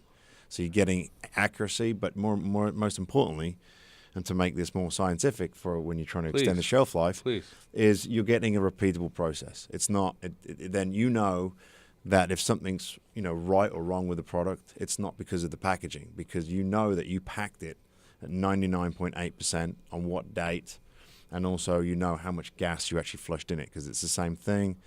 It does it by a percent, so you'll tell it, I want to pull a full vacuum of 99.8, and then I want you to flush in 30% of gas. So it does it until it pushes in that 30%. Well, tell us, first off, getting all the oxygen out. If we're not able to get almost all the oxygen out, if we leave some in there and we think it's safe to package and store away, what's that oxygen going to do to our butt? Well, it's and that's a great question. We're big in the food world, so we know a lot about that. And then coming into this world, we're still learning a lot, and I'm telling you the long story. Go ahead. It's a 4-hour program. That's why I asked these questions. Very probing. Hopefully we'll get there. So when we started to dip our toe in the industry, because quick backstory is, being a Dutch company, we do have some experience in this, but the laws there are a little different. I'm not fully familiar with them, but as I understand it, it is illegal to grow it, but it's legal to sell it. So our customer base, although our customer base in the Netherlands, they do buy it, we just don't know who they are because they don't like to talk about it. And we can appreciate that. It's a different industry over there. Yeah. So coming here, we still, we would go and go to trade shows, talk to people, and everybody would come up and ask questions about, the vacuum packaging and the benefits of that, and then also flushing in with gas when they realized that when we're talking about flushing gas in, we're talking about argon, we're talking about nitrogen, and everybody had their own view on, it's nitrogen's better. And people would say, no, you can't use nitrogen, you can't, you have to use argon. So then we asked the question, well, has there been any research in this? So, in talking about extending the shelf life by reducing the oxygen and adding in a particular gas, and there wasn't anything. So we partnered up with originally with Outco, based in San Diego, And more recently, we're doing running some parallel tests with some other growers. Nameless is one. Josh D Farms is another. Yeah, the originator of OGs. Yeah, Josh D on the show before, man. He's a real interesting cat. These are the titans of the cannabis industry here in California and in the United States. So what we wanted to say was, okay, let's start testing this, and through certain parameters to start create a standard. Because what we wanted to do for our customers is we heard from a lot of people, and they said, well, this is the way to do it, and someone else would say, something opposite, or something similar. So we said, you know what, maybe we need to create a standard. Maybe we need to do the research. It would be beneficial for us anyway, because we would learn a lot, and hopefully give us some credibility out there. Yeah. So we just next week we'll be releasing some of those results that discuss how we vacuumed. We did it under vacuum. We did it with vacuum and flushed it with some air. We vacuumed it with nitrogen, argon, and carbon dioxide. And then let it sit over time and see what happens? Tested it for 2 weeks over a 4-month period.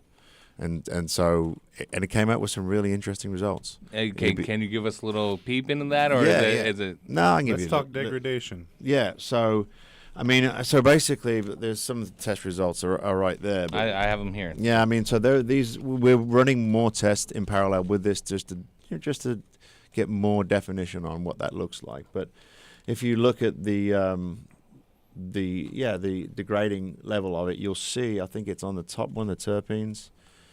Or the cannabinoids, there you'll see that there is a dip over the first.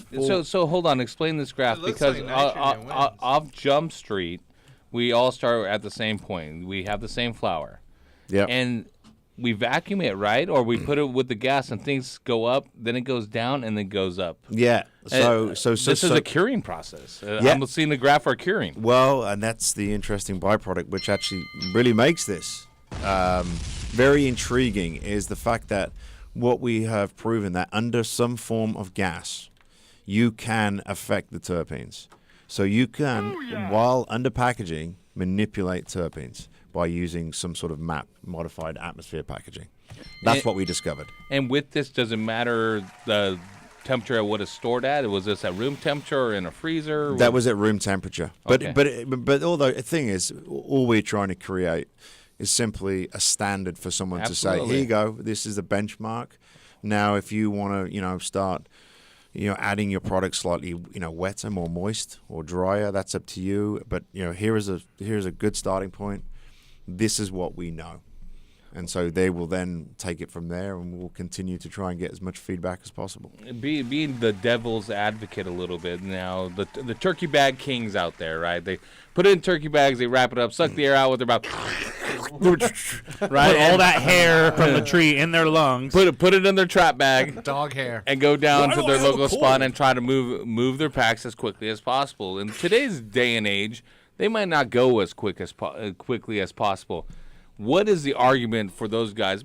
And I understand as a grower, because if I, like you said, the time thing, I have my food saver. If I go too long on this, it's going to squish down my nugs where it looks like some stuff that was squashed into a suitcase and flown down from British Columbia or something, even though it was right there in Long Beach where it was grown at 3303 monogram.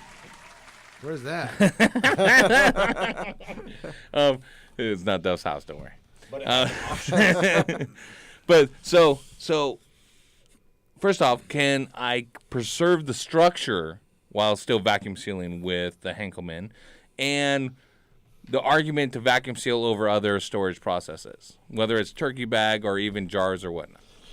Well, so your first point. Well, why would you buy a unit like ours? Is because the main two reasons is to extend the shelf life. And also, I think for protecting the product, right, in shipping or just generally having while in storage.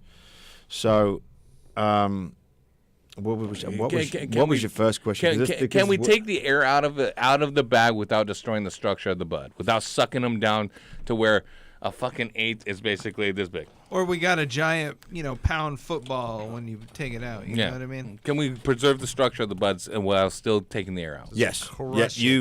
So no. So because you're flushing it back in with the gas, what you're doing is you're creating a pillow pack. Okay. So you think of a bag of chips or a bag of salad in the grocery store. Right. That's what it's going to, and that's what it ended up like. Now, if you don't flush in a gas and you want a tight vacuum, it'll come out.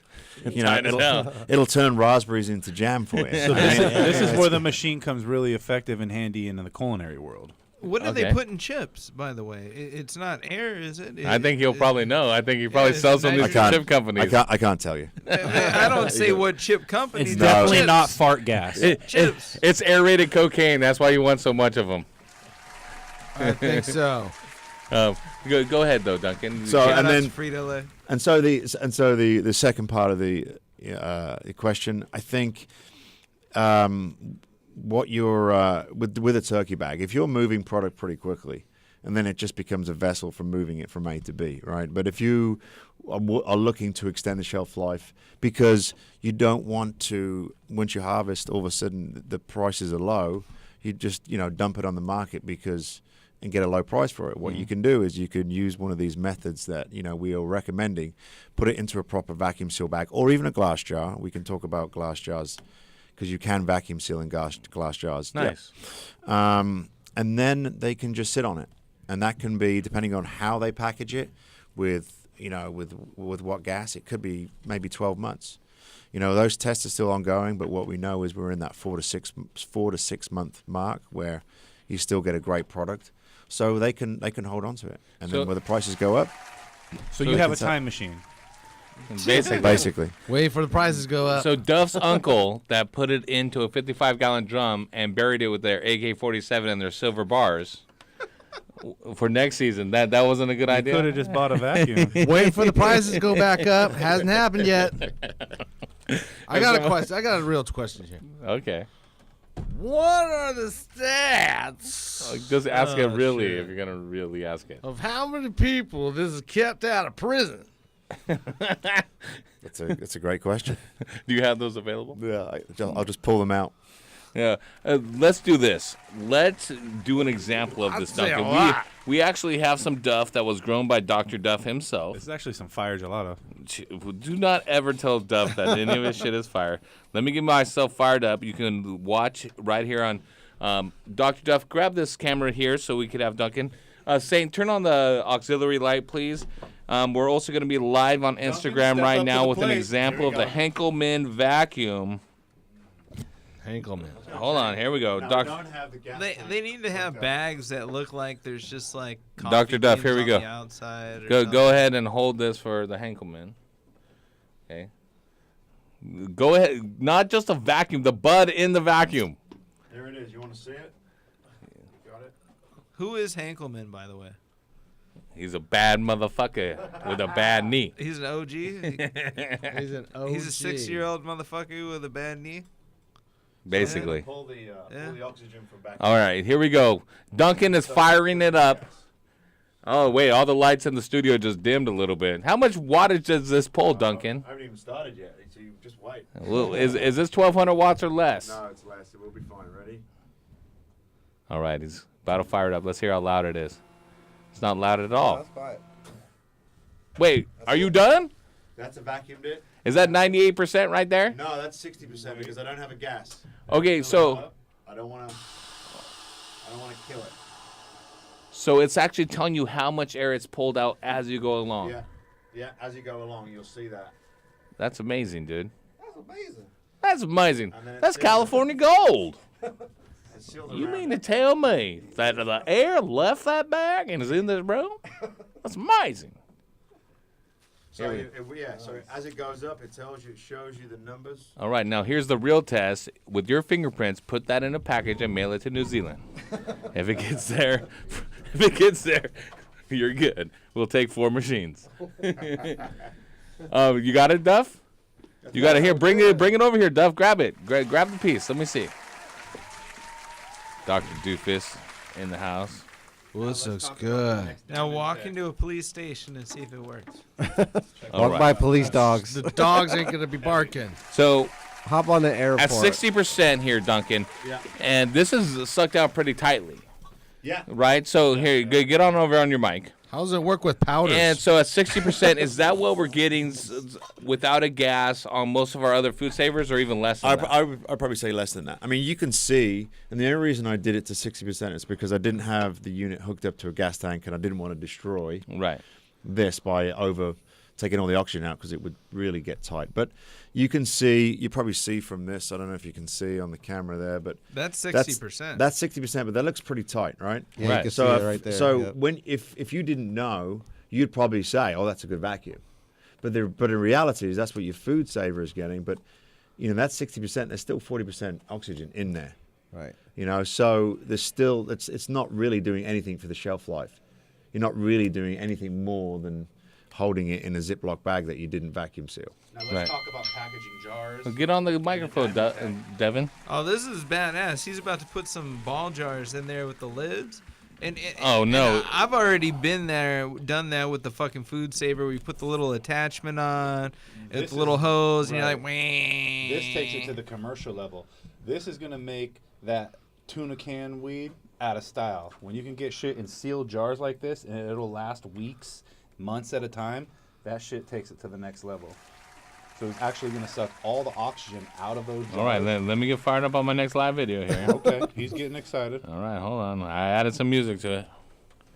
No music. Here you go. So the jars, Dr. Duff, go ahead. You can put as many of these jars in as you want. What size jar is that? Like this is a 4 ounce, but these chambers are quite deep. 4 ounce jar. So you can take these plates out, and then it goes quite deep. So you can put bigger jars in, 8 ounce. And is this the smallest unit that you have? This is the smallest unit for this industry, but we do have smaller units. Okay. But this one's this one does a pound bag, so you can put as many of these jars in as the chamber will fit. And so what you do is you put your weed on, you put the lid on loosely like that. Yep. And all you're going to do is then just close the lid. It's going to remove all the oxygen. It's going to remove all the oxygen in there. Yep. And then what it'll do is it'll seal the jar. And so you're going to get extended shelf life. Are you able to inject gas into the jars too? No, you can't. You can inject gas into the chamber. Okay. So some gas could get into the jars, but this one is only really good for removing the oxygen. But what we found is, though, just removing the oxygen from jars or even a bag also extends the shelf life. What about the dryness of this, Duncan? Because I know that if people seal up stuff, we talked about curing things earlier in the show with our callers. If you vacuum seal something that's still semi-wet, it's going to mold. It's going to mold in there. What is the dryness level that you suggest for cannabis? I think that's more of a personal choice. I mean, it's like. I mean, to prevent mold. Most cannabis is going to be packaged from 9 to 12%, as low as maybe 7 or 8, but really nowhere over 12 to prevent mold. Is there an ideally for you, or you just it's preference? I think it's just preference. We don't. What just happened? You just growled at Devin. If you don't treat it right, he gets a little angry. Little bastard got busy with me. Yeah. Dude, wait till you can inject terp air into we these don't really. jars. And that one, so that's sealed pretty shut, right? That's so what that would mean is you need to get like some sort of screwdriver or blade under there to pop it open. Wow. And then it's got all the oxygen removed from it. Imagine the diamond The tech. zero, is 0.1% oxygen. Imagine when the zombie apocalypse comes, if you still have a generator to run this thing, you could preserve all your stuff. So let's take it a step further. Let's say you're not packaging. Let's say you're not sealing jars, and you want to take this to the next level and actually medicate some food or some shit like that. That's really where I got excited about it. Marinate food. Marinate. So you take a steak, you slap it in one of those sealable plastic vacuum bags, throw in some cannabis-infused olive oil with some balsamic vinegar and some chopped up garlic. Is that like the balsamic Vusi or the sous vide? 2 minutes. Literally 2 minutes. 2 minute marinade. Yeah. Really? Marinate things that fast, and from there you can sous vide it, or you can take it out and grill it. And how is that done, Duncan? Is it because removing the air, it draws in all the marinates into the meat and So a little bit like that. So what we're doing is, as you're reducing the pressure or increasing the pressure, what's happening is the fibers of a meat or a protein will start to stretch. You won't see it on a microscopic level. It'll stretch. And then so all we do is we have a marinating cycle, which basically then releases. So as you release, the fibers close. As they close, they pull in the marinade which sits on top of it. So we just have a program where it opens, it closes, opens, it closes, it opens, it closes. Tenderizing, marinating. And then it's, tenderizing. yeah, so you're pulling in 2 minutes. It's about 2.5 minutes, and you'll get you'll penetrate fully like a chicken breast, which is full penetration of the breast. Of the breast. Full penetration. Yes. Of the Sorry, breast. I had to do it, Duncan. Eat So the hey, full let's take it a step. penetration of Let's any take it a meat. step 2 further. minutes? And there's any cannabis chefs out there, and you're in the cannabis chef world, and you're doing competitions or you're infusing food. One of the coolest things I've seen this used in the cannabis culinary world is you can take some cherries, take some vodka, take some decarb cannabis. Using this, put it all together and infuse the vodka or infuse the whiskey with the cherries and the cannabis decarbogs all at the same time. And actually, vacuum sealing under a controlled atmosphere like that, you can improve your decarb process. Yeah. Yeah. So and this is what our studies of, or the outcome has been, is that we will again, this is information we're presenting to anybody who wants to listen, really. That it will over time. It's a straight vacuum. One thing we do know is if there is air, like in here, if there is air, that will not extend the shelf life. That is one thing we have proven. So, but all you're doing is squishing your bud down. All you're doing is squishing your bud down and making it worse. If that's great for smell resistance, does nothing for shelf life. Yeah. You have something. Oh, Dr. Duff has a brand new product. Do you want to know? He just came up with it. 5000. Yes. Hey, Dr. Duff Man here. Are you looking for somewhere the dope sniffing dogs ain't gonna be barking at you when you're going through the airport or any port of entry? I don't think that's a sales no platform. further for the Duff Sun. Is that like a Dyson? It's like a Dyson. I've taken the Dyson technology of the suction and put it in my Duff Sun. I would have gone with the Duff Suction. Saver. Duff Favor. Duff Saver. Duffkelman. Duff Saver. Duffkelman. Whatever. Duff Sun is what I've got. Sun. And that's where we're going to go. All right. Duff Killing Sun. the game. This is not a real product. Available at all Wallbogs. We got to pay the bills and take a quick break. We're coming back with Duncan from Henkelman Vacuums. Go to Heavy T Grow Show. Go watch the live video. It's up there right now. See how it sucks it down? It does its thing. I'm down with anything that sucks. Like that, right? We're all good. Heavy T Grow Show, you dig? More grow questions, more fun right here on DFZRadio.com. You dig? Oh. Don't give a fuck. HenkelmanUSA.com. Go there, too. Oh. On my truck. They don't want to see me win. What? I don't give a fuck. I don't give a fuck. I don't give a fuck. I don't give a fuck. I really don't give a fuck. Money getting tight. Life getting rough. People ain't living right. That's why I don't give a fuck. I don't give a fuck. I don't give a fuck. I don't give a fuck. I really don't give a fuck. Times are hard. Getting harder. Niggas twitching. Women be flipping. That shit real. Country slipping. Trump be tripping. How the fuck we end up here? I really have no idea. We better fix it before we lose it. Y'all better wake up. With all this hating, Russia waiting for self-destruction of our nation. Gotta face it, they just don't give a fuck. A week late on my rent, a month late on my truck. They don't want to see me win. What? I don't give a fuck. I don't give a fuck. I don't give a fuck. I don't give a fuck. I really don't give a fuck. A week late on my rent, a month late on my truck. They don't want to see me win. What? I don't give a fuck. I don't give a fuck. I don't give a fuck. I don't give a fuck. I really don't give a fuck. They say I'm crazy. These niggas lazy. Y'all walking around like y'all driving Miss Daisy. Life is way too short. Got no time to waste. I'm always on my grind. So why all the hate? They feel my heat. It's from the streets. Ain't no way to stop me with all these badass beats. Crowd dropping heat. I take it to the street. Even though I got these badass feet. I don't give a fuck. I don't give a fuck. I don't give a fuck. I really don't give a fuck. A week late on my rent, a month late on my truck. They don't want to see me win. What? I don't give a fuck. I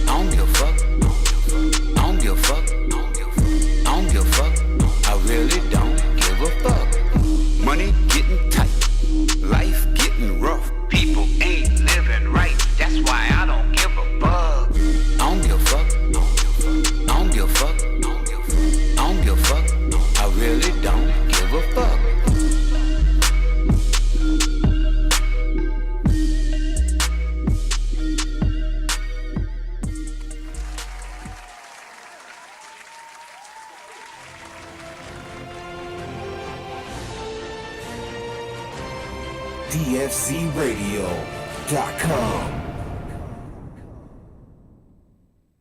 Sorry, Horty. Game over.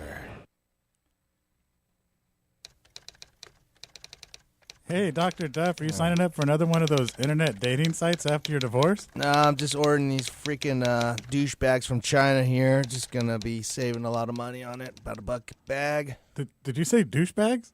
Yeah, they're pots. They're fabric pots. They're, made in China. They save $1 a bag from all the other. Oh, it sounds like an imitation smart pot or something. Yeah, save $1, but, I'm pretty sure these douchebags are gonna work. Dude, I had a buddy of mine who used those same douchebags. He bought them direct from China. It killed his whole garden. Bro, what? So, I'm better off spending that extra $1 on a smart pot? I'd get a smart pot. Don't be a Duff man. Make sure to buy the original patented Smart Pot. Check them out at smartpots.com. The cannabis portion of this show is designed as entertainment only for legal medicinal cannabis patients over 21 years of age and is not meant to encourage any other activity or use. Yeah, Dick. I tell you, this is the life. Ever since we started working here at Sanctuary Soil, I couldn't be happier. It's nice to work at a place where they treat you like the artist that you are. Tell me about it. So many places just throw you in the dirt, feed you junk, and drip water on your head. Yeah, sounds more like torture than a job. And how do they expect you to do great things when they don't give you the right tools? I can't do it if you treat me like garbage. I hear ya.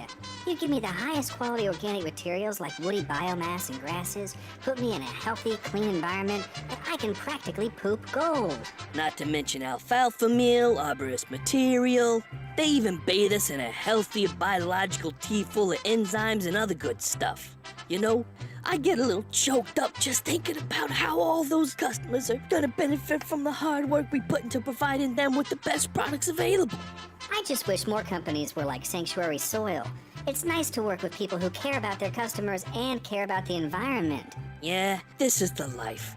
Hey, I'm pretty full. Think it's about time to go make some magic, if you know what I mean. Well, a worm's work is never done.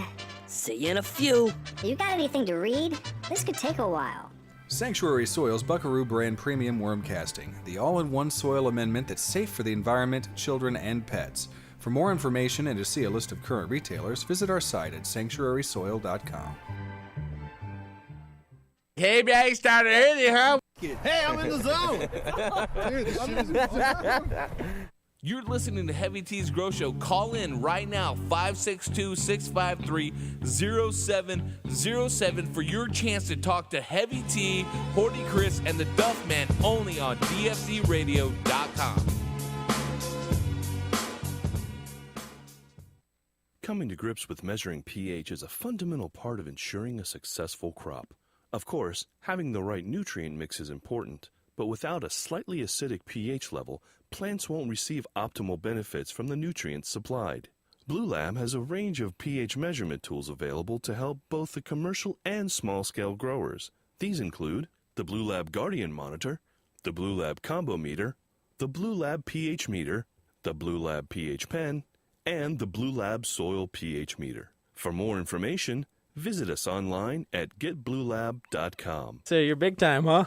Yeah, kinda. The next level of growing is here. The growing revolution is here. DFZRadio.com. DFZRadio.com.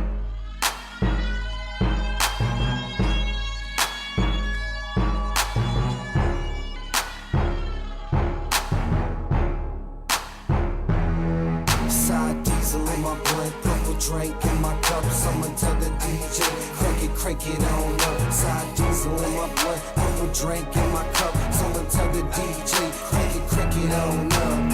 Yeah, crank it up, crank it on up, crank it up. Sour diesel up in my blunt, purple drink up in my cup, crank it up, crank it on up. That's D, that's D. Got me smoking the bass, no stress cheese. Now hold up, now roll up. Check the situation, about to go nuts. With a little bit of perp up in my cup. You can tell the bartender to fill it on up. That's alright, baby, work your stuff. And that's all night, baby, work your strut. You and your a ride when I go. Take a little spin in my Monte Carlo. Take a little dip, baby, show you how I roll. Take a little hit, baby, puff on the hydro. Eyes so lit, make me look like my eyes closed. Purple Drake mix, make me look like my eyes glow. Hypno Grey Goose with a little grape juice. That's how it is, so I'ma have to take side diesel in my blood. Purple drink in my cup, someone tell the DJ, crank it on up. Side diesel in my blood, purple drink in my cup, someone tell the DJ, crank it on up. Yeah, crank it up, crank it on up, crank it up. Sour diesel up in my blood, purple drink up in my cup, crank it up, crank it on up. It's the ADX team with no doubt in between, and we stay fresh and clean when we hop on the scene, and we style on them, profile on them. If they wanna act crazy, then we wild on them. It's the S to the T and that Cambo G, either Maserati blue or the Lambo green, and that Chevrolet mean when it drop on the street. Either hating on you or they hating on me, and it's shaved up, raised up, drop it to the flow, got them blades to stay tough. And the candy on the bike, same color as sour. Catch me on the site 100 miles per hour. This is my life, so this ain't ours. So I stay tight, so this is power. With the ADX team, you can call us some brave hearts. Sour diesel trees, you can call it the trademark. Side diesel in my blood, purple drink in my cup. Someone tell the DJ, crank it on up. Side diesel in my blood, purple drink in my cup. Someone tell the DJ, crank it on up. Yeah, crank it up, crank it on up, crank it up. Sour diesel up in my blood, purple drink up in my cup, crank it up, crank it on up. West Coast, crank it on up. East Coast, crank it on up. Midwest, crank it on up. Down south, crank it on up. Yeah, crank it up, crank it on up, crank it up. Sour diesel up in my blood, purple drink up in my cup, crank it up, crank it on up.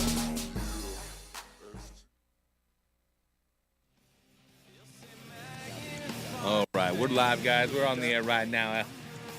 All right, 562-653-0707. It is the Heavy Teas Grow Show on DFZRadio.com. Oh, man, a lot of police action going around the city of the brotherly love, LBC. The angles. The ghetto bird was up in full It basically effect. shut down the 605 and 405, so our guests had a tough time getting here. And I really appreciate it because, come to find out, our boy Aaron here flew to San Jose today, flew back here today just to make this appearance. He wanted to be a man of his word. We've been trying to get you in studio for a while, and courtesy of Mills Nutrients and your collaboration with the Cocoa Cork. There is. We've got DNA Genetics, Aaron, in the house. What's up, dude? Smoke weed every day. Next caller, we got Amsterdam from DNA Genetics on the line. Amsterdam? What's up? What's up? What's up? What's up? Hey. I don't know you calling us, dog. I think I recognize that voice. I want to say happy birthday. Oh, is this Aaron? Oh, is this Aaron on the phone? What up, Aaron? Well, happy birthday. Yeah. Oh, man, what's good with you? What's going on? Nothing, I just want to kill some fucking rumors, bro. Really. All right, kill some rumors. That's what I'm calling, Like, there's some rumor that birthday boy is responsible for some shit that he ain't responsible for. So, I just want to put the facts straight. Say, birthday boy, you ain't responsible for shit that we got. And it's not cool for you to be running around saying shit like, you gave us this, you gave us that. I didn't give you anything, and I never said I gave you anything, player. Bro. You know how the story goes when you play the telephone on the string? Like, as it goes around? Sitting right next to you, heard it. Oh, well. Well, I never said I ever gave you anything. Yeah. I may have claimed to have been present when somebody paid $20,000 for a pre-93 Bubba Kush clone, as Jason King mentioned in the Canon Bible, and they were told they couldn't call it that, so they said, oh, how about we just call it the LA Confidential? That's pretty much what I got to say. For that shit, bro, first of all, let's just put that that story to bed right now. $20,000 for a cutting? Laugh out loud. Second of all, there is no such thing as pre-93 or pre-98 Bubba Kush, because my homeboy Kenji Saki fucking cracked those bees and created and brought out Bubba Kush, not Matt Bubba. Oh, I know Kenji and B-Rock. All right, so then you know that what you're saying is bullshit right now. Actually, as I said, there ain't no pre-90 nothing. It's straight Bubba, dog. And I didn't pay nothing for Bubba, bro. I got my fucking cut of Appy from the Moonshot family, and fucking my homegirl Blue, who's not around anymore. My homeboy Zach, that's still around, and my boy Mike Gong, who blows the headiest pieces of glass that's around, who fucking gave it to us. And your ass was nowhere near that, and it sure as hell wasn't called Bubba or pre-90 nothing. So, like, just before you go spilling stories, dog, make sure you got your facts straight, dog. Or else your fictional stories just don't add up when they come back to the fucking people who are behind you. as I said, it's been documented. We all have our own opinion of the situation. I know what's up. It's all good. Yeah. You shouldn't be that upset about it, player. No, I just, when it comes back to me, to my friends, bro, it gets tiring, bro. It gets tiring listening to people like, oh, yeah, that's why you named it LA Confidential, or I'm the one that gave it to you. And then you got this other Joe Schmo that's like, yeah, this is really my shit. Man, I didn't even know you fucked back then, bro. As I said, I never said that I gave you anything. You know? But I know all those people that you just snitched on by putting their name out there on the internet, though. So it's all good. That's not what it is. That's not what it is. I think that he has a valid point. If he's hearing things and he wants to address it, that's how you address something like a man. Is you Absolutely. call it out. As a man, yeah, call in on the radio instead of coming to my face and talking about it. Well, I mean, it gets down to it that this is what he heard, and he called in to talk about it. Now, and when it gets down to everything else, I think there's a longer conversation to be had probably off the air. Probably off the air, but I appreciate you calling in and being and mad respect for you for bringing it up, though. I mean, your side of the story is yours. My side of the story is mine. As I said, it was even published in the Canna Bible. But who, though? That's the funny part, bro. You believe everything you fucking read, dog, that's published on you? No, I was there. I know the people that you know. I know the story behind it. That's all I said. I never said I gave you shit. And then I saw the story in the book and was laughing about it like, ha, ha, ha. They actually printed this in the book? That's crazy. I hear plenty of stories, bro, and none of them are true. I don't listen to the news, dog. I'm focused on my own shit, not other people's shit. Well, I feel you, Aaron. And, you and DNA Genetics got much love doing your thing, and I appreciate you calling in and addressing what you had on your mind. Thank She said she don't want them if they own her. She only want the nigga that don't want her. And nigga, you thirsty. You be all up in the ear, telling her the same shit she heard. Oh yeah, you thirsty. In the worst way. You thirsty. In the worst way, nigga, you thirsty. In the worst way. You be telling her the same shit she heard. Yeah. If you send your bitch my direction, I bet I won't give her no attention, no affection. Same old questions. Nigga, you thirsty. Your mind on the pussy, in my mind where a purse be busy. Boy, I make this shit look easy. She know I don't want her for that very fact she need me. I'm easy. But I grew up on the west. They hear me loud and clear. That's why this ear up on my chest. Honey gang running things, know that. That's why that bitch catch me where the dough at. And you can say that pussy girl, you know that shit throw back. And if it ain't, I still don't give a fuck. You can hold that. Easy. She said she don't want them if they own her. She only want the nigga that don't want her. And nigga, you thirsty. You be all up in the ear, telling her the same shit she heard. Oh yeah, you thirsty. In the worst way. You thirsty. In the worst way, nigga, you thirsty. In the worst way. You be telling her the same shit she heard. Oh she yeah. Got no patience. I don't really like waiting. Nah, kinda wanna taste it. Oh girl, let me taste it. Oh, I don't like waiting. So girl, I ain't waiting at all. Make sure you take it.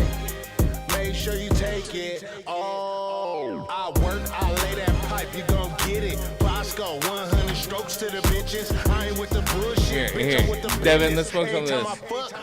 But don't let Jiggity Jerome start shoveling it in there. Yeah, dig. It's not a gift. It's to be used. All right. Welcome back, ladies and gentlemen. Hopefully no boys and girls listening. We're back with Duncan from Henkelman Vacuums. Thank you. And he does Sucking not it suck. down. He's a blower, Duncan Blowers. Yes. Great invention from what I heard, man. It's killing the game. You can go contact them at info@henkelman. That's HENKELMAN USA. Can you point the torch away from the microphone? You know, that is designed to pick up noise. So you're just kind of sound like we are in a construction area when you're doing that. But Aircraft carrier. info@henkelmanusa.com.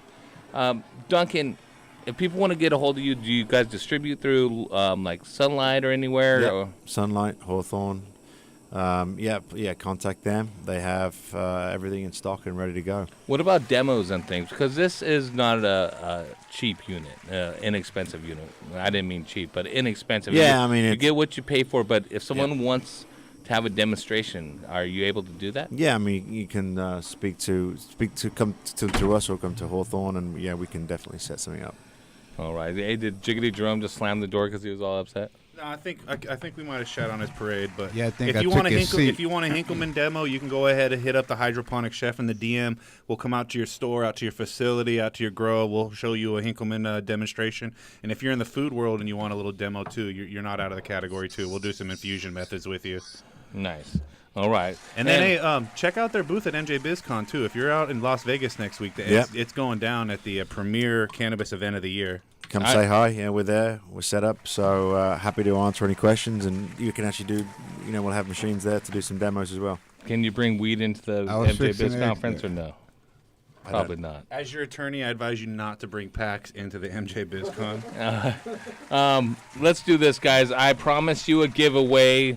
It's been 2 weeks in the making. It is the Fantech US giveaway. We have an 8-inch Revolution EC fan. It's a Revolution. And an Aeolus controller for your ventilation needs. We had a contest. You can go check it out at Heavy T Grow Show on Instagram. Guys and girls, I want everyone to be able to enter, but there was a specific set of rules that only about a third of you followed. So those third that followed every rule on what to do have been entered. I hope that you did so. Who's next to me here? A new guy? Who are you over here on my right? Hey, this is Cannabis Kev from Cannabis TV. Okay, Cannabis Kev from Cannabis TV. Cannabis Kev, I got to film this, start a live video of this. Yeah. Okay, can you shake this up for Devin over there? Shake it up, and Devin's going to draw a name out of the Hydroponic Chef hat for the winner of the $700 giveaway. Mr. C Growing 413. Mr. C, let me see. I swear. It was Okay, can you? Oh, now you dropped it. People are calling bullshit on up this. and said _69 Tyler's mouth. This is Mr. C Growing 4B. Mr. C Growing 4B right there. Congratulations. You got hooked up with a $700 value. Oh, yes, indeed. EC Revolution fan and the Aeolus controller. Thank you to Fantech. Thank you to everyone that participated. We really appreciate it. That will be going out directly. Shipping department will be contacting you. Stay tuned. Marcos Pollos is on it. So that means you'll see your prize in about 4 to 6 years. Hold on, it's coming soon. Trust me. Shout out to the winner, baby. No, big time. And thanks to Duncan. Thanks for coming in, Duncan. I appreciate you coming through. You're gonna hang out, and I forgot to ask you. Do you have experience growing too, or are you all about food packaging? I didn't. This is all new to me, so I'm learning a lot. What are the laws? I know England has prohibited extremely, right? Like you can't be growing weed over there. Is New Zealand the same? Yeah, I mean, pretty much the rest of the world. Well, welcome to the United States. How long you been here for? Almost 20 years. Almost 20 years? I can't even tell. You haven't lost your accent yet. I'm not You're supposed fighting to. against it. He doesn't have a fast food my mom gut. says He I doesn't have can't. any of the characteristical transplant traits. It keeps the women coming. You know what I'm saying? They do like it. I'm actually from Indianapolis. There you See go. what I'm saying? Yeah. There you go. 562-653-0707. That is the phone number. Let's talk some grow. Devin, you're my only grow expert here. You don't have to leave yet, Duncan. Just hang out. You're my co-grow anchor. Let's go to Victor in Southgate. What's growing on, Victor? Victor. Southgate. Victor, shout out to Southgate. You on Heavy Tea Grow Show on DUZRadio.Kizzle. He had a question about a banana. Did we miss him over here? This shit is bananas. It is bananas. B-A-N-A-N-A-S. Let's see. This shit. Hey, screener guy. Instead of hanging out with the douchebags you invite every week, why don't you kick those guys to the curb? Douchebags. Douchebags back there. Jordabs. Douchebags. Hey, Jordabs. Can you tell the screener to actually screen the calls? Yeah, fucking Big Mike from Advanced Nutrients called in again. Is he arguing with Jarrell right now? He's trying to win some prizes. Oh, my gosh. Let's take a quick break because it seems like there might be some turmoil in the screener's room. Jiggity Jerome and the rest of them are getting down with it. 5, 6, Is this a revolt? There's no fucking mutinies here. Oh, no, it's Heavy Tea's Grow Show, you dig? The circus goes on, with or without you. Hey, same ringmaster, different monkeys. It really don't matter. Heavy Tea's Grow Show, you dig? DFZRadio.com.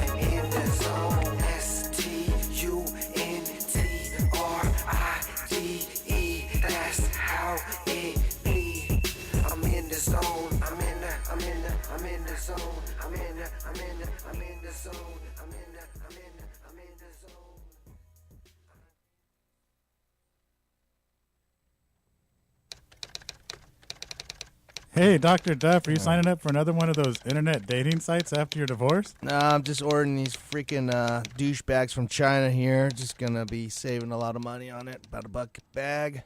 Did you say douchebags? Yeah, they're pots. They're fabric pots. They're, made in China. They save $1 a bag from all the other. Oh, it sounds like an imitation smart pot or something. Yeah, save $1, but, I'm pretty sure these douchebags are gonna work. Dude, I had a buddy of mine who used those same douchebags. He bought them direct from China. It killed his whole garden. Bro, what? So I'm better off spending that extra $1 on a smart pot? I'd get a smart pot. Don't be a Duff man. Make sure to buy the original patented Smart Pot. Check them out at smartpots.com. Launch crew, ready to reservoir. What's the load factor, sir? Bring in the Riser Blast liquid at 2 mils per gallon. Okay, sir. We are loaded and ready to launch. 10, 9. Okay, men. 7, it's time to blast off into the plant's root zone and into another galaxy of root growth.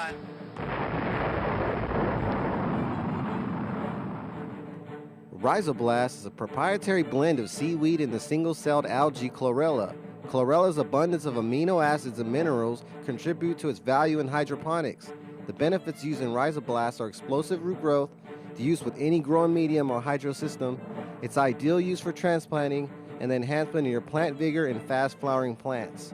Let your plants have a blast and see a world of a difference with Rhizoblast from Botanicare. Check it out at www.botanicare.com.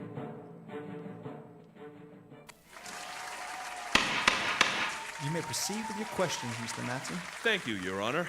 Mr. Smith, is it not true on the night of April the 20th, you took responsibility for 12 females, and that you immediately took those females and locked them in your basement? Yeah, that's right. And you should have seen them, looking all pretty and such. Yes, I'm sure they were. But could you tell the court what happened next? I mean, I kept them down there, trying to keep them safe from the world. But that's not all, is it? What are you getting at? What I'm getting at, sir, is those girls were kept in a potting soil that was so low in nutrients that they barely had enough to survive. Are these the same girls that you did not plant in Sanctuary Soils Empire Builder? I didn't know about Sanctuary Soils Empire Builder. You should have known that Empire Builder contains all the nutrients those plants needed, as well as beneficial bacteria and fungus. You should have known that the guanos, worm castings, and over 20 micronutrients in Empire Builder would keep those plants vigorous and healthy. And you should have known that once the plants were placed directly in Empire Builder, that all you had to do was to keep the plants watered, and you would have seen amazing results. I'm so sorry, I didn't know. Well, you should have also known that Empire Builder is now available in 2 cubic foot bags as well as by the truckload. Your Honor, I rest my case. I have no choice but to find the defendant guilty of not using Sanctuary Soils Empire Builder. Now get out of my courtroom. Sanctuary Soils Empire Builder. For more information, go to sanctuarysoil.com. Sanctuary Soil. Using anything else is criminal.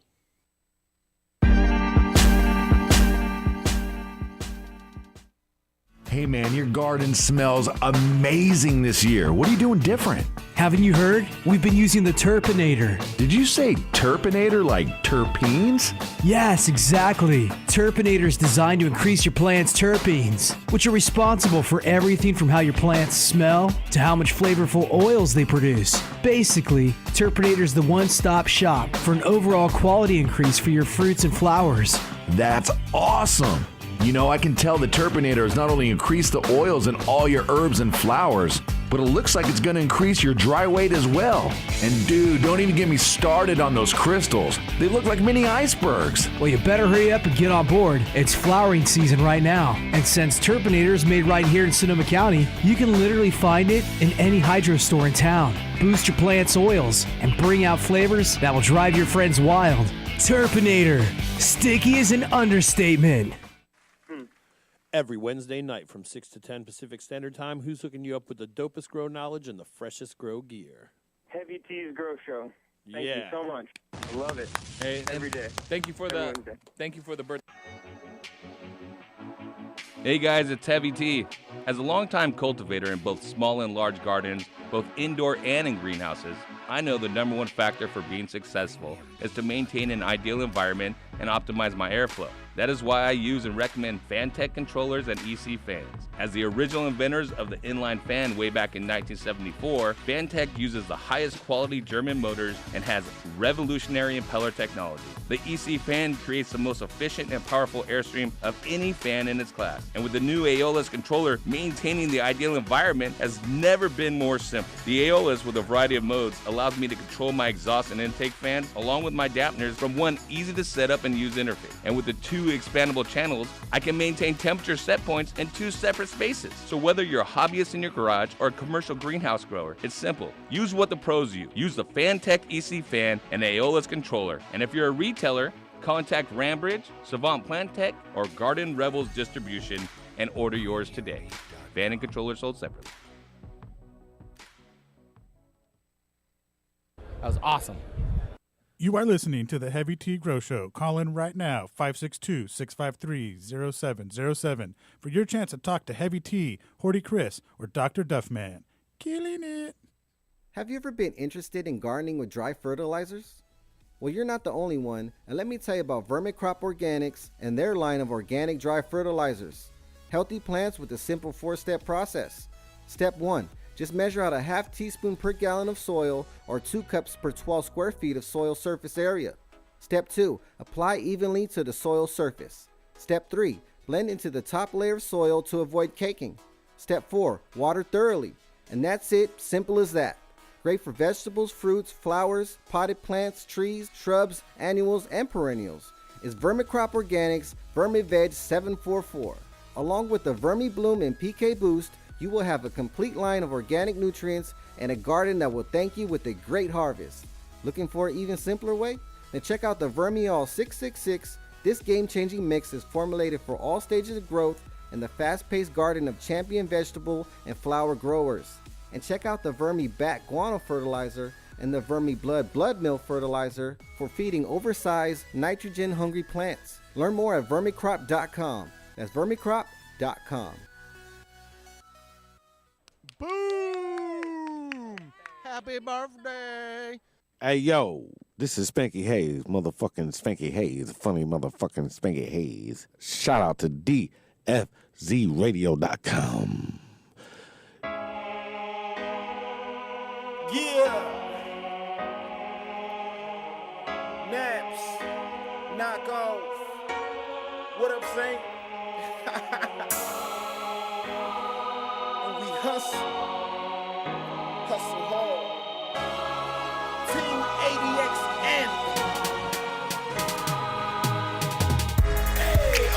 Fuck these niggas wanna eat now, you never get lunch from me. Get off my tailcoat, get off addiction, team me, niggas team green like it's Listerine. Don't cross the squad, man, we get them off, man. We on the front court shooting, you just a ball fan. I'm on the top back, y'all do it all bad. Grind on the regular, tell competitors all bad. Test the team, homie, watch you fall flat. Don't want the fame, but the change, I need all that. Hustlers get your guap up, rappers get your props up. Cause sky is the limit and we got heaven on lock up. Back down to earth, street swerving down Atlantic. Long Beach riding to death, we straight smashing. This is for my family, this is for the masses. This ADX anthem in case anyone asks me. Oh, taking this shit head on. And the streets till 6 in the morning. Niggas don't want no ruckus. Tell me who won it with these shots up, boys. We stay hustling. Catch me in the booth till the night. Streets holding tight. Grind for my life, for my life. And niggas don't want no ruckus. Bring the bullshit and we'll be dumping. Boy, we stay hustling. Hey, I rep my team, rep my city, and rep my scene. I'm down for mine, on the grind all the time, like overtime. I ride to the death, can't do it like this, so don't try to step. Can't move it like this, so don't try to test. Got shotters on the side of me, right in my left, cause we do it so swift, we do it so sick, and we ain't gonna stop. We got money to get, we got honeys to flip, got the streets on lockdown, so why would we stop now? We holding the spot down. Sour Diesel Hennessy, a bad bitch next to me. Hey, we live, guys. We back on the air. Welcome back, Cavity's Grow Show. Oh, where there's a little bit of drama out in the studio. You know, this makes great radio. And don't take it out on the mic. What is that called? An RE20 or something, Saint? I don't know. Thanks, sound guy. Fuck the sound guy. He's such a douchebag. Always makes me sound like shit. Sound great. Thank you. What was going on out there, Jerome? I don't know. There was altercation, and now you're smoking roaches out of the ashtray. All right, calm down. If that's what you need to do, calm down. And we got Cannabis Kev to my right, rolling it up. Cannabis. I wish I had the money Cannabis. of Cannabis. Yeah, they're not. You're rolling up one of those banana. This is the blunt. This is the banana wrap blunt, and I'm almost like, I got to do some little quick work. I don't want to show you the bad side of it. All right, put it together, and then we'll smoke it. I'm gonna smoke this normal joint in the meantime, and I'll share with you. Bro. And let's talk grow. 562-653-0707. We're here with Jiggity Jerome, DHL. That's Devin Hawthorne Langford, and Heavy T. I was Horty Chef. Now I'm DHL. DHL. He never delivers. Let's go on to Victor in Southgate. Yo. What's going on, Victor? Do the banana wraps burn slower than any other leaves or wraps? Yes, they do. Elaborate a little bit. Well, it's the elaboration is that they're natural, high, and they're filled with a lot of goodness. No, they what you need to do with them is you need to moisten them first. Once you moisten them, it retains the moisture and creates air pockets as it dries. So as the banana leaf dries, the air pockets happen. So like you can put this joint, I should say, banana guard down, and it will burn for like around about a minute and a half, 2 minutes. So it doesn't go out every time that you set it down. No, it doesn't. And it burns nice and smooth. I'll tell you right now, Victor, hitting it up, you could taste the bud in it. That's what and no matter if it's like a raw cone with a little cardboard on it, the what's known as a quote-unquote filter. What's it filtering? I don't know. It just makes my shit taste like cardboard. Or blunts, which just taste like tobacco. And I don't smoke tobacco, so I really, as a grower, it's blasphemy for me to put my hard work into a tobacco leaf. I don't smoke tobacco. It ruins the flavors of the bud for me. With this, I could taste the flavor. And is that the point of these things, Kevin, or is it a health kick? I think it's I think it's all of it. I think it would be the flavor, the health kick. Just put it like this. From being on the air, smoking a lot of blunts and stuff, sooner or later your voice gets hoarse. Vocal fry. Yeah, vocal fry. So I was coming up with that. And everybody's like, man, you got the Barry White voice. I was like, no, I got the scary voice. So I'm just like, look, I just started switching up. So I talked to Jay, who is the actual creator of the Shout leaf. out to Jay. Yeah, shout out to Jay. And so when we started talking about it, he just said, man, I got something for that. And we were talking about smoking blunts and how rough they were. And, you know, he came back and said, try this. And I tried it. I go, wait, what is this? He says, it's a banana leaf. I was like, what? Man, you got to be joking. So ever since then, it's been on. Well, and Jay, are you willing to get on mic at all, or you want to stay back a little bit, bud? You want to stay back a little? Well, I want to know. And Jay's here. He's shy over there. He doesn't. I talked to you on the phone for about 30 minutes and said about 3 words, so I know you're not that shy. You're passionate about this product, and you're passionate about health. A couple things that I know people will ask about: pesticide use on farms, industrial farm where these leaves come from. Are we clear from that? Do you guys take steps to make sure that we're using something that is health oriented?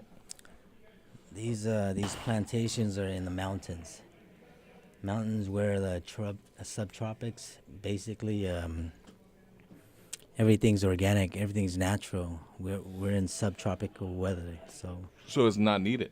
Not needed. There's no nutrients added. There's no nothing. There's just all natural. And you are basically, this is a proprietary product.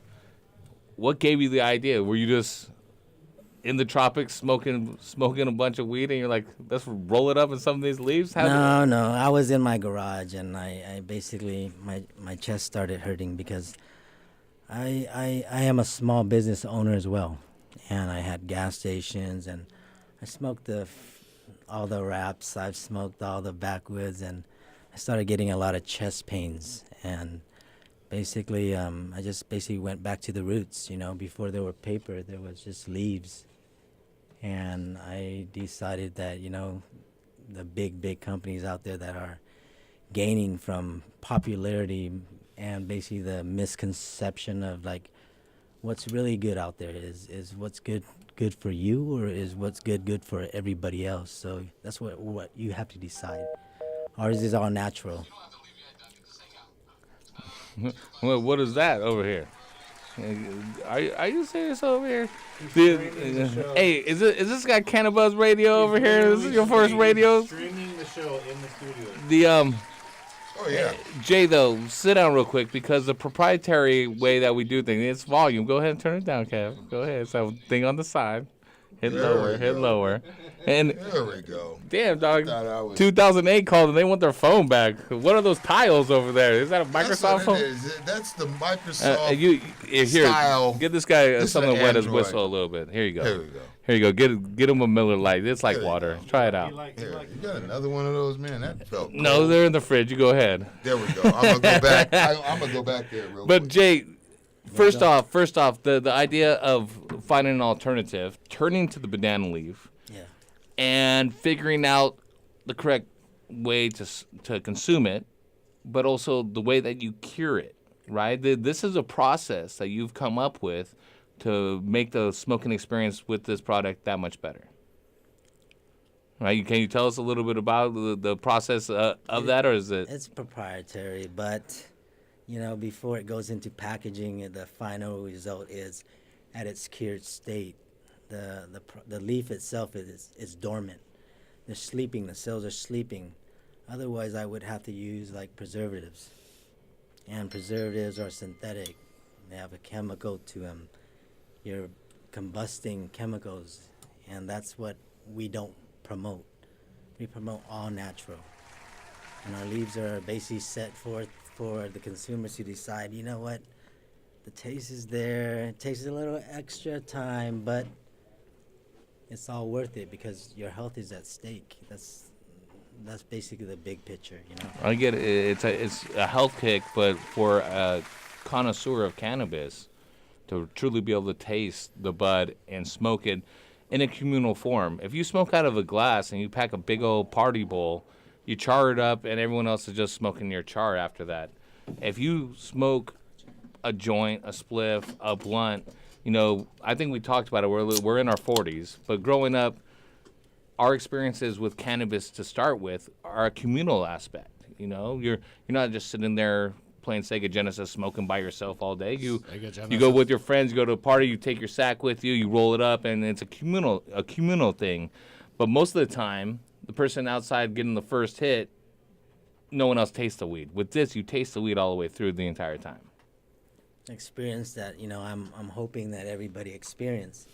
But the process is very unique to where it hasn't been duplicated. You know, I am the patent holder and the trademark basic recipient, and I proceed that everybody that I can switch over, even if it's occasionally, I'm blessed every single day. I'm blessed.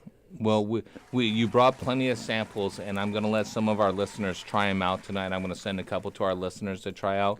But if people want to buy these, where can they get them? Are they available on the market yet? Distribution has, you know, their path, but we've been in back order for about 5 months. We've launched only February 15th, and we are basically in multiple countries and across the United States. But at this particular point in time, we're amping up now that we have the inventory back again. But right now, it's a movement. I believe the movement is created to where I can acquire to your taste.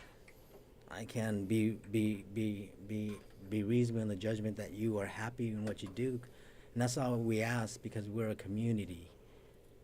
Worldwide, we're a community. That's why. Well, you're talking to us in this room and our listeners as a bunch of growers. We all want our shit to taste the best, right, Jerome? We want to consume it, and people to experience the love that we put into this plant. And most growers, I think, have that. And with prices of their products or with what they're putting into it and people beating them down, the grower is always the guy getting beat down. And just having something, a tool like this that, like I said, that you can taste the fruits of your labor, so to speak. And I appreciate that you're ramping up for your launch. You said in February, right? No, I launched this February 15th. We've been back ordered for 5 months. Oh, dang. So, and you're just now coming through with the follow-through, ready to get it back on track. The website is www.mealandbananas.com. Nice. Well, I can't wait to try out more, man. And I know Kev is twisting some up for us to try out. I appreciate you guys coming in and sharing your product with us. It's a pleasure, and it's an honor being here. Awesome, dude. Awesome. Let's talk some more grow with Eddie. Actually, Eddie won the Fan Tech giveaway. Congratulations, Eddie. Give a round of applause. Yeah, Damn. I Eduardo. appreciate it, man. You guys are fucking the best. And no doubt, man. Now, what does it mean for you to win something along the lines of that Revolution and that Aeolus controller? Man, that's gonna be freaking a game changer in my room. I'm freaking stoked. Now you guys got me. I'm gonna redo my freaking rooms now. Shit. Yeah, now you got to go to the hydro store and buy some more lights. You have that extra ventilation. What's going on though? You always got to step your game up. What's your question tonight on how to grow better? Just a more or less like, you guys have to have it when curing after you harvest and stuff like that. When you guys are hanging it, like dark. Does it have to be pitch dark? Have no light at all, or is it just like? I know that would be better, but is it okay to have like some light in there? I know you guys were talking about having it in a tent and everything though too. Pitch dark, man. No light. Light is oxidating. Light's detrimental to cells. All that. You want to have it pitch dark. Yeah. Okay. Yeah, you don't want to turn brown. Start to breaking down the chlorophyll or the other colors, the other pigments that you have in there. I think a sun cure is probably the best. A sun cure, huh? Just like your sun tea? Yeah. And kissed by the sun. You know, like, what's wrong with raisins? What is wrong with raisins? Nothing. Your wife likes them in your pants. Nothing's wrong with the raisins, so go ahead and cure that shit out in the sun. Because you're going to make another Duff, product. We miss you, Duff. We miss you. Welcome back, Duff. No one missed Dr. Duff. I got fans, And dick. thanks for calling in, brother. And, of fans. course, we're sending you a swag pack. But congratulations on that FanTech giveaway. Make sure you give Shelby a shout-out, too. Without her, it would never happen. And we have more great giveaways from FanTech coming up around Christmas time and again at 420. Basically the best environmental fans on the market. They invented the inline fan. Like, if you go with the person that invented it and that has that big of a jump start, I mean, get it for free. Government invented AIDS. It's hard. It's hard. That's inappropriate. What'd you say, AIDS? Thanks, Eddie. 9/11 was an inside job. All right, now check it out. The energy got super weird after the altercation, so now we're going to bring it back around, and brought to you by the Horticulture Rep Group. It is now time for the world according to Duff. Oh, man. What do you there's got for us, news Duffy? going on? Jeff Sessions, you know, your buddy was fired today, Jerome. Keebler Elf? The Sessions? Keebler Elf says Trump made him do it, but you know what? I think he just did it. That guy. Don't look at me. Unc fucking voted for Trump. Shit. Damn, put him on blast. Put him on Trump Street. I voted for Trump. I love Trump. Love me some Trump. Okay. All right. And then, you know what? I got to look up my stuff because I'm a little rusty. So what happened with Jeff Sessions, Duff? The Trump man told him to resign. And Told him to get the fuck out. And it's because of the Robert Mueller investigation into the freaking China. Into China. Sounds legit. Maybe Great. Russia. Maybe it was Russia. You knew your segment was coming up, right? Yeah, I know. This guy gets paid to be here. You know that? I got it. What about the teacher that got in a Kevin's fight? like, what? What about the teacher? Did you hear about the teacher that got in a fight with a student? This is real. The struggle's real, man. The struggle's Struggle's real. real. Believe me. I saw that. Teacher was fighting a student. Yeah. Or was the student fighting the teacher? That's what I heard. I think the student's fighting the teacher, calling them all kinds of badass shit. The teacher. Jerome, did you ever fight your teachers? I threw beanbags at my third grade teacher. It does not surprise me.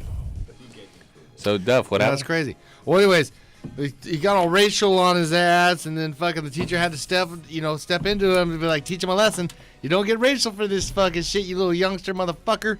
This is what happens. You get beat the fuck up. Did he use grown man strength on him? He kind of gave him some grown man That was a 67-year-old man lifting me off my feet. Yeah, 67. Grown man strength, bitch. Yeah, that was his last one. You know, he gets one because he's so old. That was the last one. After that, I don't know if he's got one left in him or not.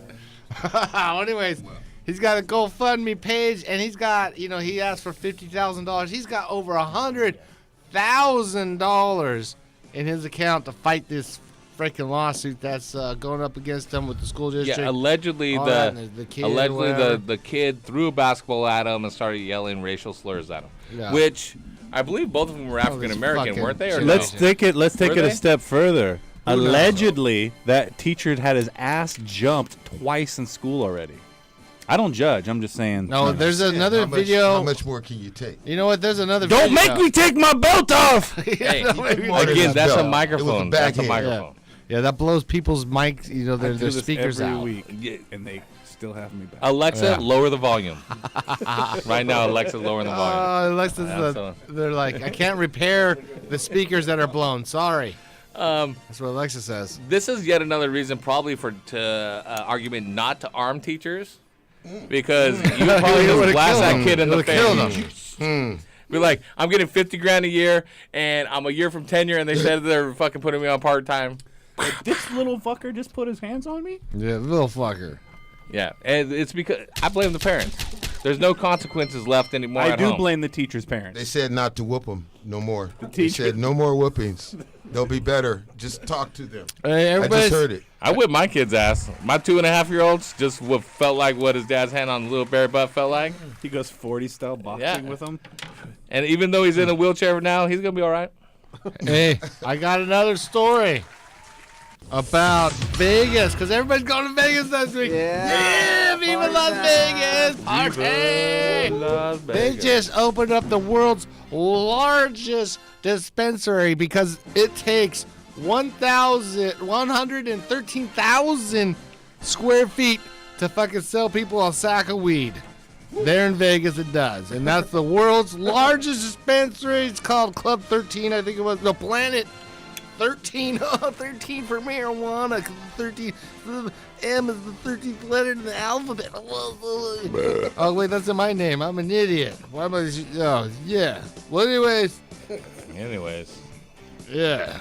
There's going to be all kinds of like crazy ass virtual reality shit going on in there. It's super tech. You're walking on the floor. It's changing colors.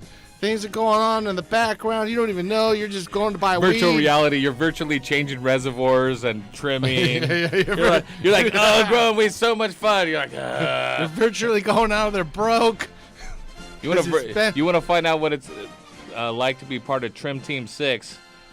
Just call up your local grower homie and tell him you want to trim. Within 15 minutes, you quit. So it's kind of like a Disneyland of virtual reality for marijuana smokers and buyers. So go check it out. Planet 13. They owe me money for giving this advertisement space. But that's news.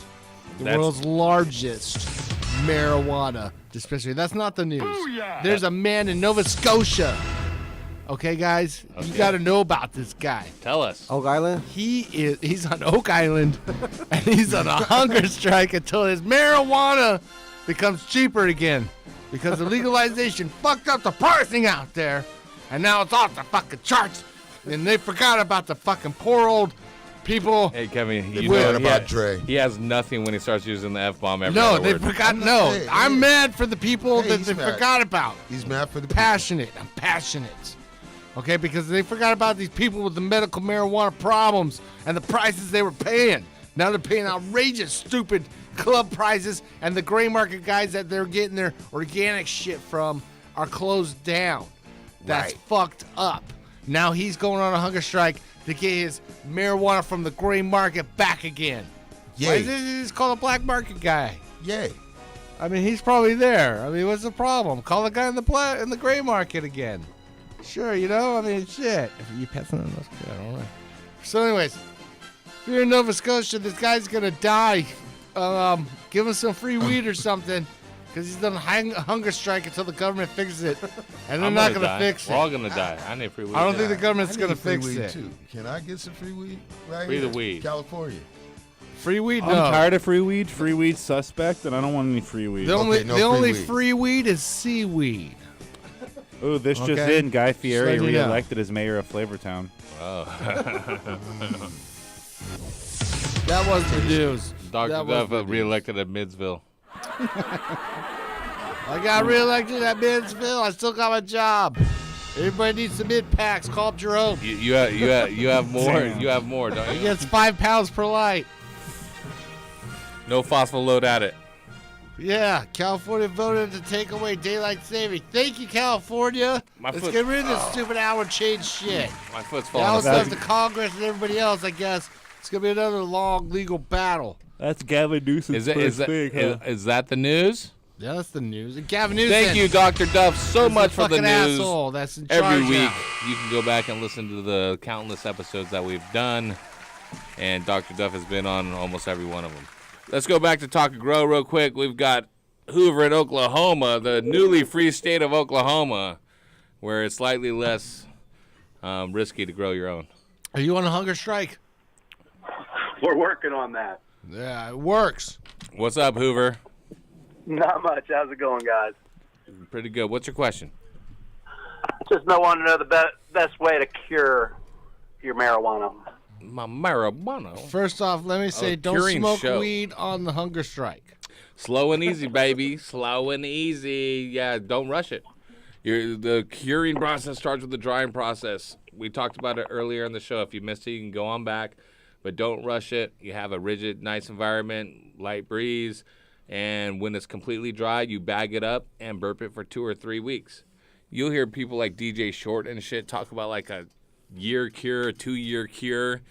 I've seen Short bust out a jar of some like 3-year cured shit, and it was straight Browntown, Julie. That was buried? Downtown Julie Brown's.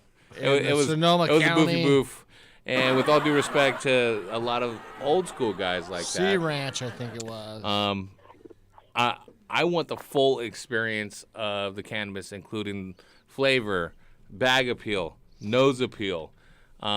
If my bud is turning brown during the curing process, then you're doing it wrong.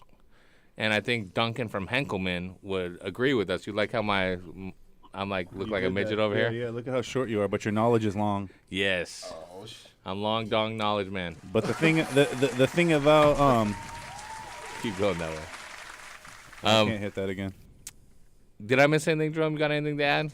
Come on, just speak, bro. God, he's so fucking sour. He's all mad. Look at this lemon tart over here. He almost got in a fight and he's all mad. It just makes me feel Like like we the do. world is right, man. People be fucking talking shit when they fucking hating on motherfuckers. This guy's talking about curing. Oh, y'all motherfuckers are talking all kinds of shit tonight. I've talked the least amount of everybody. shit on I've talked the least amount of shit on you on this show than I have in the history We of every love show. you so much. I You make didn't poor even- choices. I didn't even talk we any gave you- shit. we- I didn't even say anything. We gave you your own nickname. we even named your belly. We call it Fat Fuck.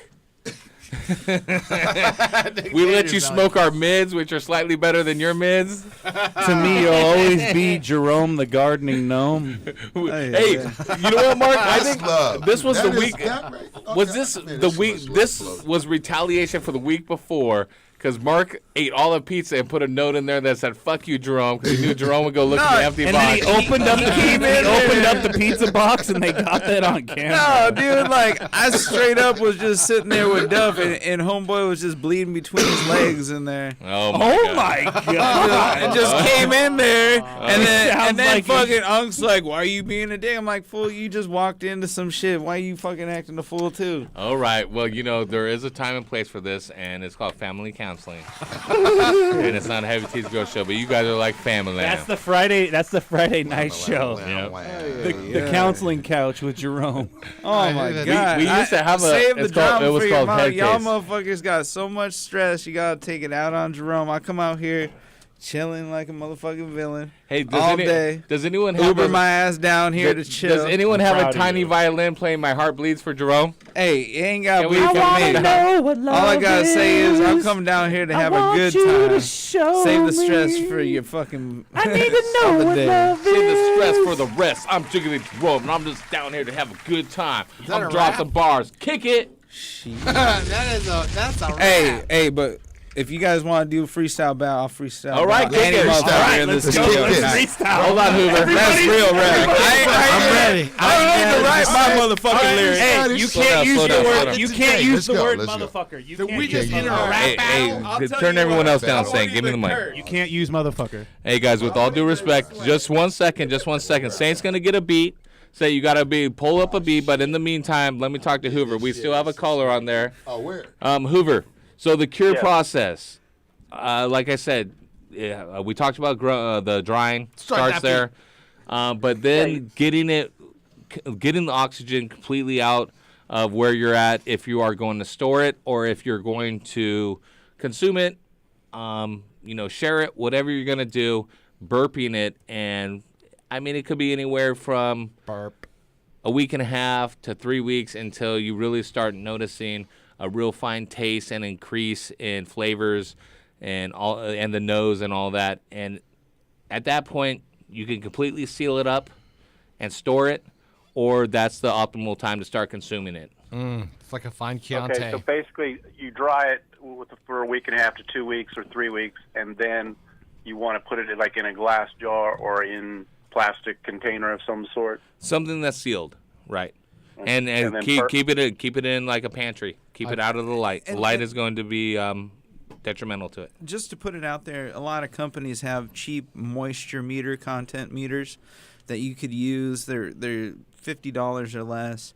What You about could those use things with the Integra packs, those little chingaderas that have the color coded? You use those? I always throw those away with my Integra packs. I mean, for me, the biggest rule of thumb is it's better to over dry than it is to under dry. And it's always easier to re-moisten or rehydrate a product than it is to already lose the integrity from the smell all the way down the curing process when you dry it too soon. True. So, Hey. at the end of the day, over dry it versus under dry it, people. You gotta be safe. Don't bag it too early. You can always bring the smell back out. once you bag it too early and it's too wet, you're going to lose everything about it.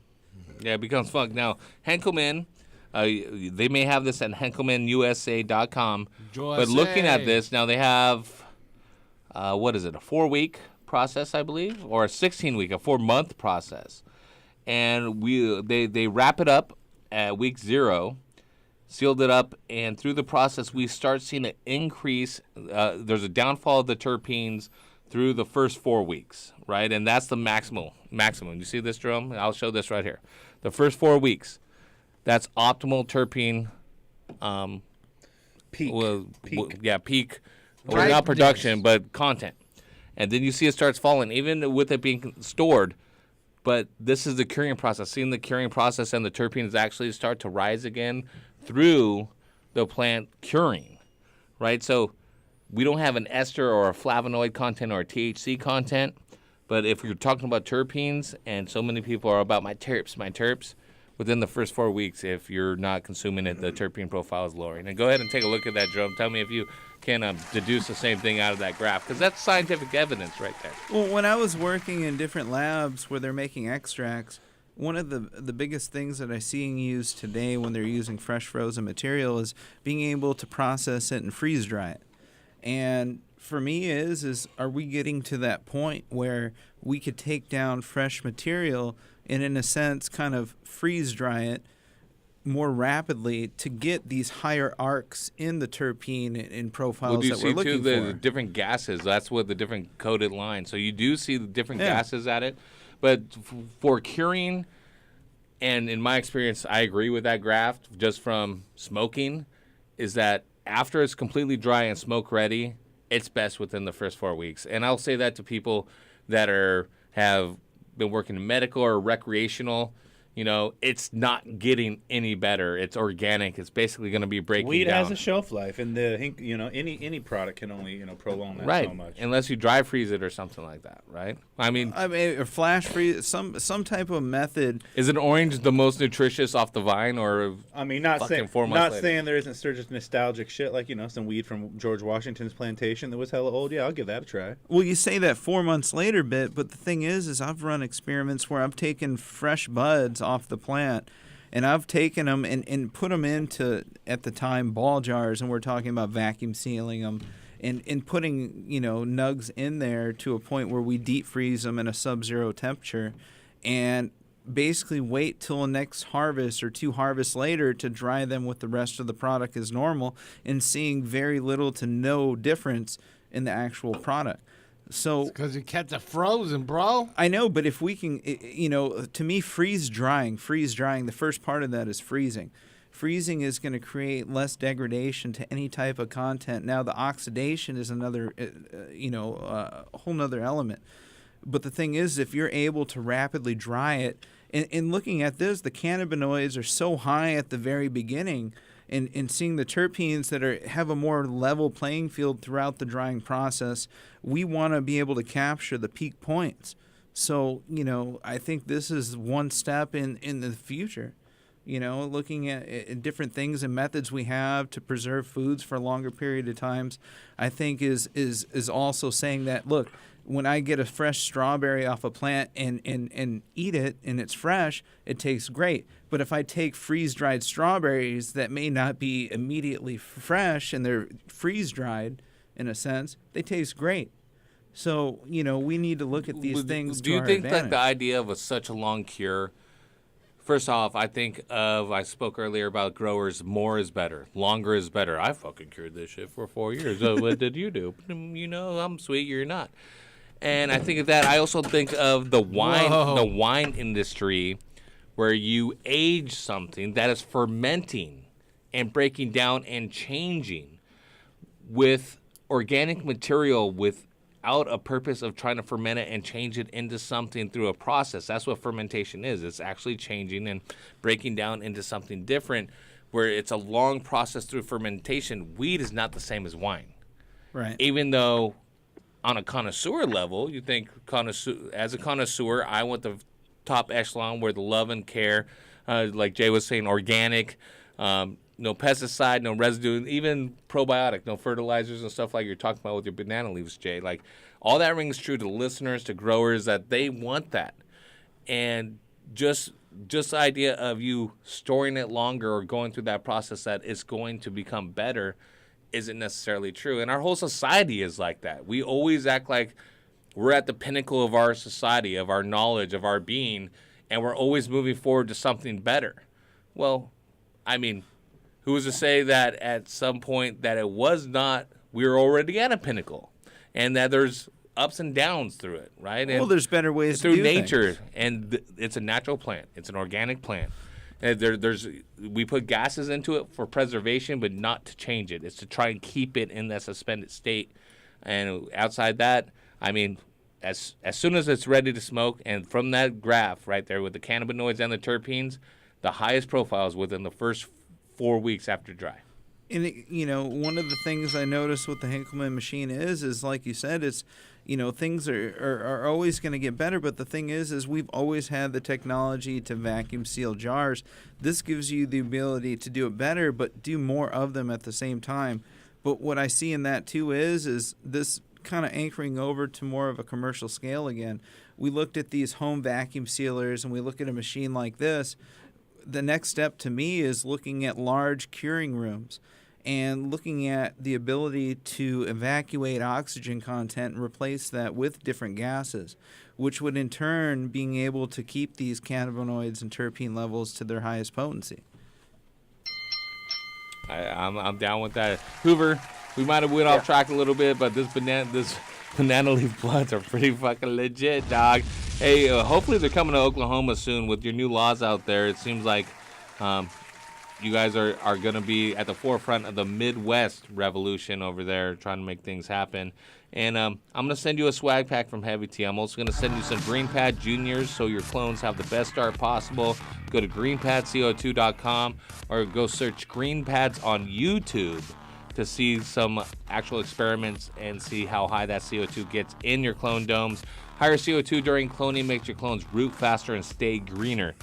And I got new Heavy T Grow Show t-shirts. What size do you wear? I was going to ask about that, either an XL or 2XL. Dog, you got to go 2XL because with legal weed in Oklahoma, you're going to have the munchies like a motherfucker. And Thanksgiving coming up. Oh, and Thanksgiving, yeah. That's right, man. I appreciate you listening and calling in. Thank you, sir. All right.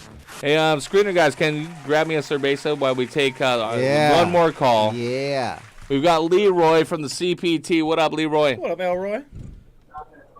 Is this Bruce Leroy? Leroy. Hello, this is Leroy right here. Who's speaking with? Yeah, you on there? Hey, this Heavy T. Yeah, Heavy Titties in the house. What's up, Lee? Hey, I'm from Texas, and it's not about growing. I just have some questions about some friendship relationships. All right, go ahead. I have advice, Hold on, let's Yes, let but I want your romance. some advice. If I get some advice from you, I was in a situation where I seen a friend of mine drinking beer, getting a little excessively drunk, and he portrayed it to persuade him to get into the area of a man's work area where a man sits down in his chair every day, all day and work. And he refused to get out of this man's surrounding area and give him his workspace. This guy sounds like a man bitch. I have one or two questions. This guy sounds like a bitch. Should the man have knocked him the fuck out? You know what I'm just curious. Should the man have He sounds like a knocked fool him that the only fuck smokes out while he joints. was sitting in the chair? Boo-boo Or Mass should he have and waited Miz. until he stood up and then knocked him the fuck out? Because either way, if it was me, I'd have just knocked him I think the he fuck smokes out. any weed that he gets for free, this guy. I don't know. He must smoke Leroy, I agree. I can't get into workplace politics because, I fire everyone I'm with and I have no friends. I was speaking in my world. I didn't know it happened at y'all place. I'm sorry, I wasn't portraying it to y'all world. I didn't know it had I think he happened there. smokes too much free weed. He needs to smoke I quality, was this guy. speaking about because it was in my world. I didn't know it happened. I'm sorry to disturb y'all. Yeah, I gotta watch Dr. Duff's there's such thing work called ethics video. Personal seminar. space. It's called personal space, and you need to back the fuck up sometimes. Yeah, you gotta get space. Okay, I'm sorry. I didn't know it happened in y'all family. I was just It's all see how good. small Vote the for world Trump is, and again. I see it happen. Peace out. All right, Lee. Oh, man. Check it out. Heavy T's Grow Show is here. We are ready to take your calls. 562-653-0707. We got a rap battle. Coming up after this, right? Anybody out there that write their lyrics, step the fuck up. Oh, the gauntlet is messed with eyes wide open. Make them. Acapella rapping it. Hey, my chin strip beard is thick as fuck. Don't worry, the 49ers still fucking suck. I can't say fuck. All right, can we go to break and pay the bills? Yeah, about time. I mean, HRG paid for that World According to Duff. Yeah. No refund. Heavy T's Grill Show, you dig? That was a good DFCRadio.com. Yeah. Side diesel in my blunt, purple drink in my cup. Someone tell the DJ, crank it on up. Side diesel in my blunt, purple drink in my cup. Someone tell the DJ, crank it on up. Yeah, crank it up, crank it on up, crank it up. Sour diesel up in my blunt, purple drink up in my cup, crank it up, crank it on up. That's D, oh that's D, got me smoking the bass, no stress cheese, now hold up, roll up, check the situation, about to go nuts, with a little bit of perk up in my cup, you can tell the bartender to fill it on up, that's alright, baby, work your stuff, and that's all night, baby, work your strut, you and your friends can ride when I go, take a little spin in my Monte Carlo, take a little dip, baby, show you how I roll, take a little hit, baby, puff on the hydro, eyes so lit, make me look like my eyes closed, purple drink mix, make me look like my eyes glow, hypno Grey Goose with a little grape juice, that's how it is, so I'ma have to take side diesel in my blood, purple drink in my cup, someone tell the DJ, crank it on up, side diesel in my blood, purple drink in my cup, someone tell the DJ, crank it on up, yeah, crank it up, crank it on up, crank it up, sour diesel up in my blood, purple drink up in my cup, crank it up, crank it on up, it's the ADX team, and no doubt in between, and we stay fresh and clean when we hop on the scene, and we style on them, profile on them, if they wanna act crazy, then we wild on them, it's the S to the T and that Cambo G, either Maserati blue or the Lambo green, and that Chevrolet mean when it drop on the street, either hating on you or they hating on me, and it's shaved up, raised up, drop it to the flow, got them blades to stay tough, and the candy on the bike, same color as sour, catch me on the site 100 miles per hour, this is my life, so this ain't ours, so I stay tight, so this is power, with the ADX team, you can call us some brave hearts, sour diesel trees, you can call it the trademark, side diesel in my blood, purple drink in my cup, someone tell the DJ, crank it on up, side diesel in my blood, purple drink in my cup, someone tell the DJ, crank it on up, yeah, crank it up, crank it on up, crank it up, sour diesel up in my blood, purple drink up in my cup, crank it up, crank it on up, West Coast, crank it on up, East Coast, crank it on up, Midwest, crank it on up, down south, crank it on up, yeah, crank it up, crank it on up, crank it up, sour diesel up in my blood, purple drink up in my cup, crank it up, crank it on up. SG, DJ Dale, Big Bell, Killer P, Chill with the OE, it's the ADX team. 462 Mall.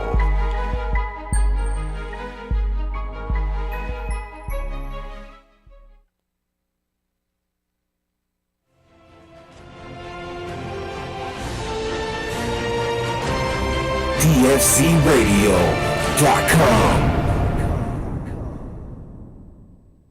Sorry, Horty. Game over. You're gonna go get the green pad, see? That's what you're gonna do. You're gonna go get it right now. Go on down to your local hydro shop. Tell them Shunny sent you. That's right, Shunny with the green pad. More CO2 in your garden. More carbon, more weight, see? You need to get that weight up to pay me back, see, Shunny? Go get the green pad junior. Put it in your cloning dome, see? You're gonna get some more roots faster. Cut days off your cloning time. More harvest year round. That's right. See? Activated by humidity. 35 to 50%, so make sure that's right, okay? Go to your local hydro shop, see? That's right. Go there now. More root, more fruit, more fruit, more root. That's right. Yeah. Meow. Meow. Hey, I'm in the zone. Dude, this shit is Every Wednesday night from 6 to 10 Pacific Standard Time, who's hooking you up with the dopest grow knowledge and the freshest grow gear? Heavy T's Grow Show. Thank you. You're big time, huh? Yeah, kinda. Heavy Tea Grow Show. But dilly.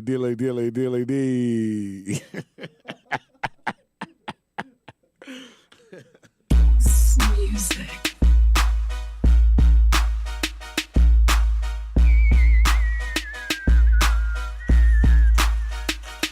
We so high, smoking all the time, rolling all the time, chopping all the time.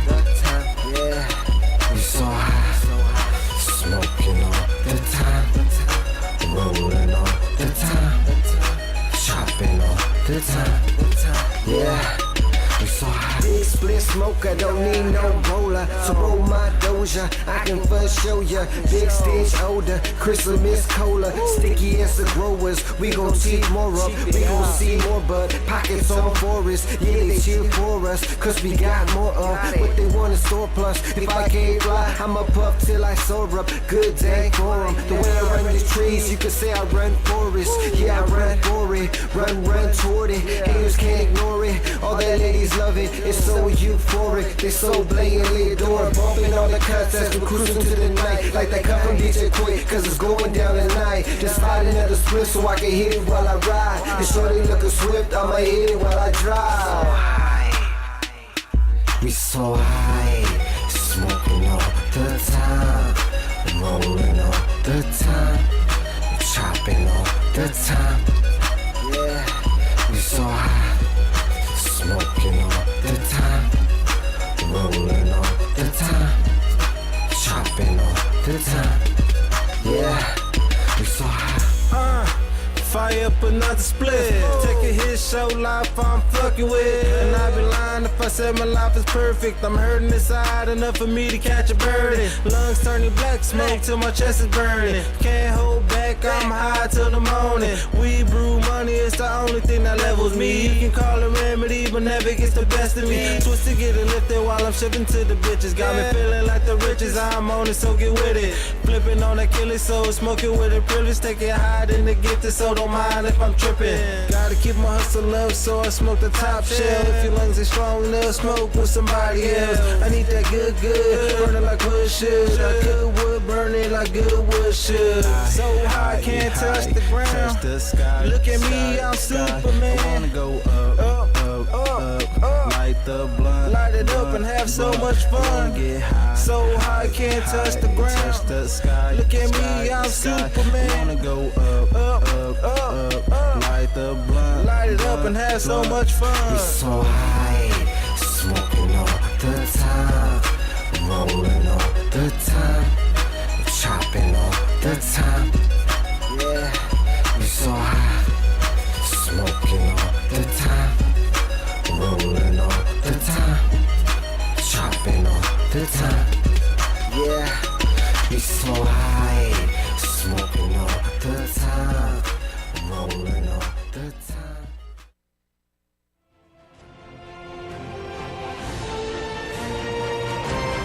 DFZRadio.com. Launch crew, ready to reservoir. What's the load factor, sir? Bringing the riser blast liquid at 2 mils per gallon. Okay, sir. We are loaded and ready to launch. 10, 9. Okay, men. It's time to blast off into the plant's root zone and into another galaxy of root growth.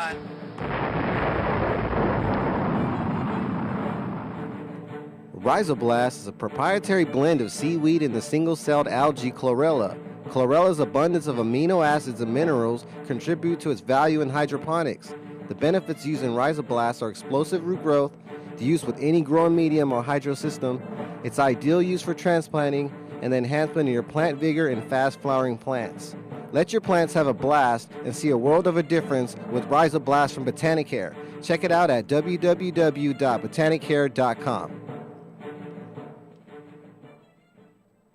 Sorry, Horty. Game over.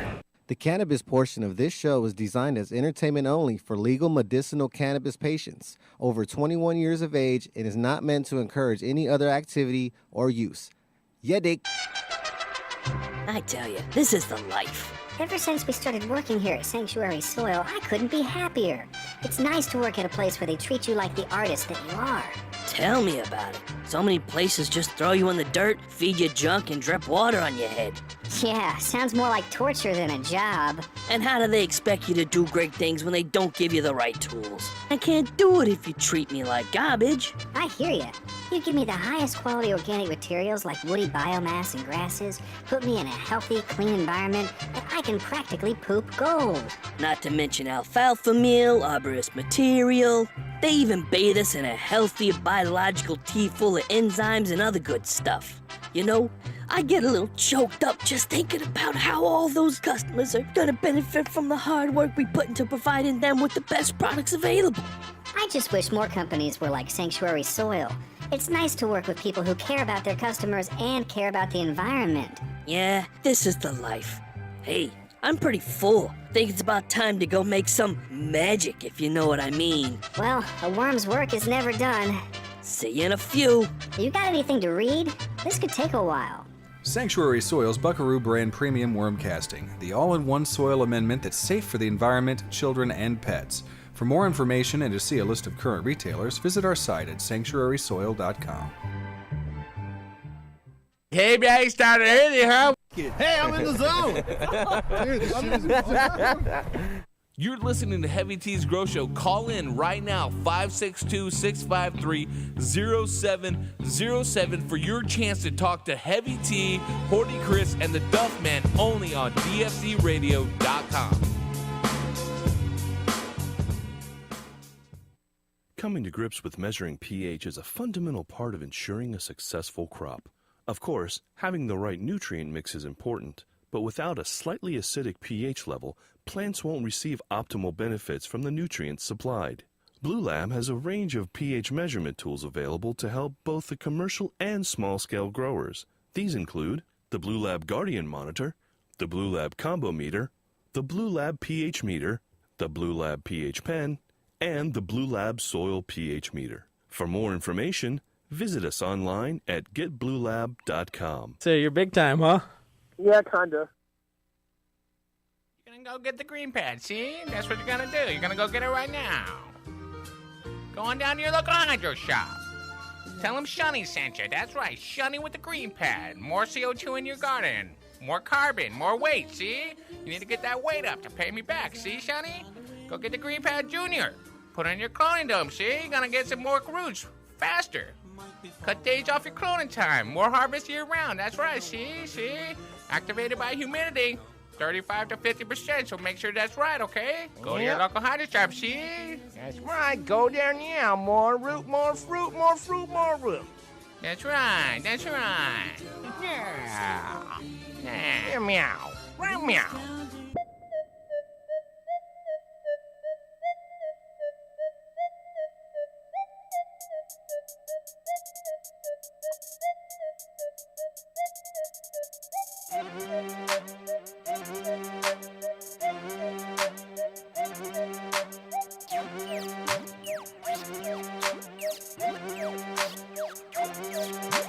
Riding through the city, bad bitch with me, stunning shades on, feeling like I'm get it. Riding through the city, bad bitch with me, stunning shades on, feeling like I'm get it.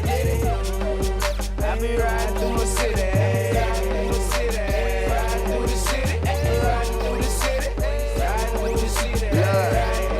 It's BZ. Look, hop into that all black thing on them things. Haters jaw dropping, looking strange and deranged. I'd advise them lames to remain in their lane. I'm all about my change, even though I'm paid, I never change. I diddy bob on a bad bitch, beast in it, I go savage. Haters stay on that mad shit, cause ain't there bitch in here average. Riding out on that boulevard, turn your neck and I'll pull your broad. Act tough and I'll pull your card, and that's just how the game go. Ain't got no time for no lame hoes and no silly niggas. Hub City nigga, and I'm riding around with these bad hoes, and I'm starting to feel like Diddy nigga. Stunning shades on, I'm in my zone, my bitch a Diddy nigga. More hoes on my phone, hoes in my home, that's on my city nigga. Riding through the city, bad bitch with me. Stunning shades on, feeling like I'm Diddy. Riding through the city, bad bitch with me. Stunning shades on, feeling like I'm Diddy. I be riding through my city, riding through the city, riding through the city, riding through the city, riding through the city. Hey, hopping at that all black thing on them things. Haters jaw dropping, looking strange in the range. I'd advise them lames to remain in they lane. So get up out our way, this 100 entertainment. Dollars over everything, blow cash. Crew coming through, you got no cash. Looking like them niggas that I see before. Low cash, whoa, that's too deep for 'em. Slow it down, easy baby. I'm just keeping it street for 'em. They knowin' now that Beezy Brazy ain't got no time for no lame hoes or no silly nigga. Hub City nigga, I'm riding around with these bad hoes and I'm starting to feel like Diddy nigga. Stunning shades on, I'm in my zone, my bitch a Diddy nigga. More hoes on my phone, hoes in my home, that's on my biddy nigga. Riding through the city, bad bitch with me. Stunning shades on, feeling like I'm Diddy. Riding through the city, bad bitch with me. Stunning shades on, feeling like I'm Diddy. I be riding through my city, riding through the city, riding through the city, riding through the city, riding through the city, riding through the city, feeling like I'm Diddy, like I'm Diddy.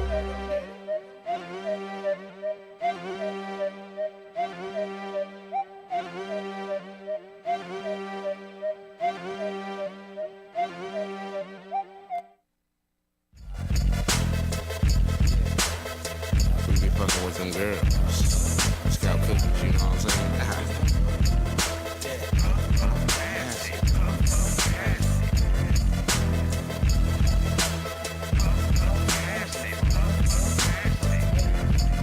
Real representative. All right. Ain't no talking. So check this out. We got a grand prize question that we're going to let you ponder while Jerome lays some bars over the track. Were you laying some bars already, Jerome? No, he hasn't dropped the bars yet. All right, you ready? Are you looking up on your notes about some bars you got? He's going off the dome. You said you were gonna be rapping, right? Or who's rapping with me? I want an distinguished rapper up here I could just crush. What's up? Anybody out there that's got? You better take it easy. He goes for the jugular. Anybody got any songs on iTunes I could just crush lyrics? All right. So listen. Right now we are going to do the grand prize question. Okay. Okay. This is to give out a Blue Lab meter worth $300, some Smart Pots, a gallon of Turpinator, some Vermicrop, a full line of Mission fertilizer. I think that's about it. Oh, and a Heavy Tea Grow Show, More Trees, Less Assholes t-shirt and slaps. Those slaps are pretty sweet, too. You guys need to implement the less assholes around here. You are such a whiny little bastard. Whiny Jerome. Jerome, me and my mom talk shit about you. I don't know if that's talking shit on me or you right now. Oh, man. All right. Damn, this is the grand prize question. I'm y'all focused.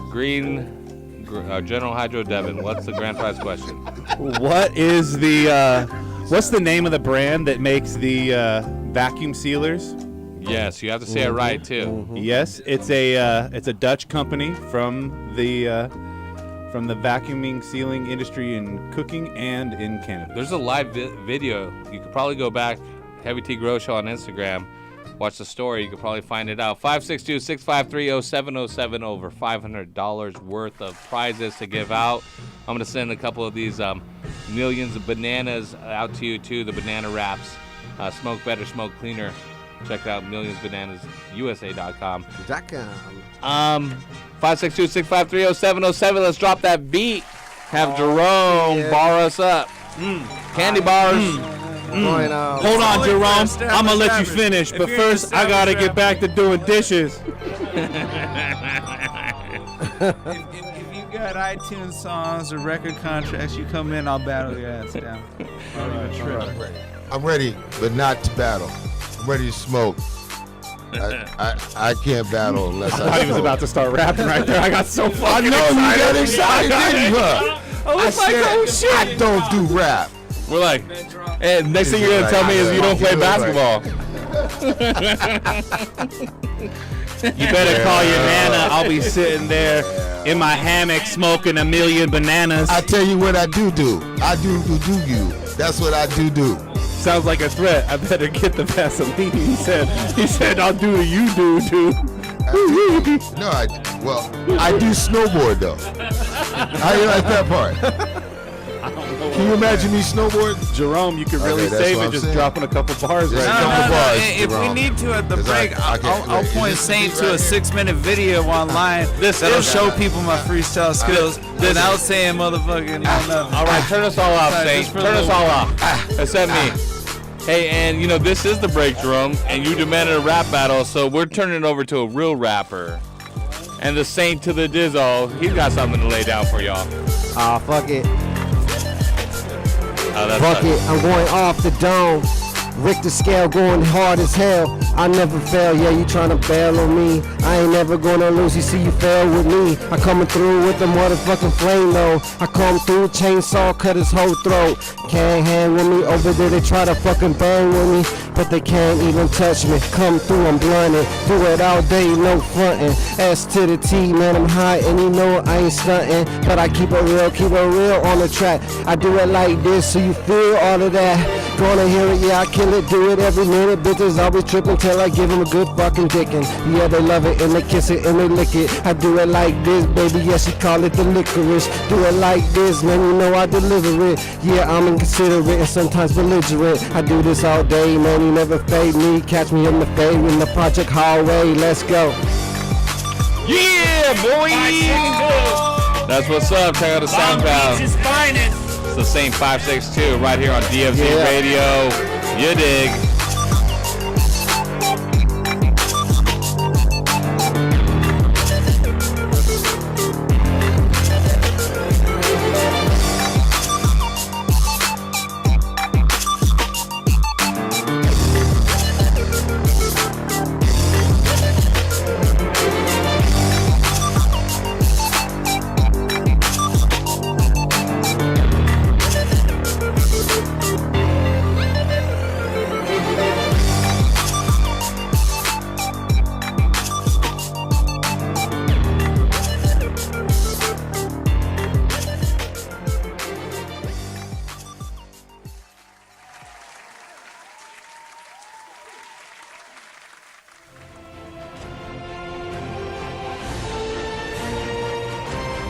DFZRadio.com.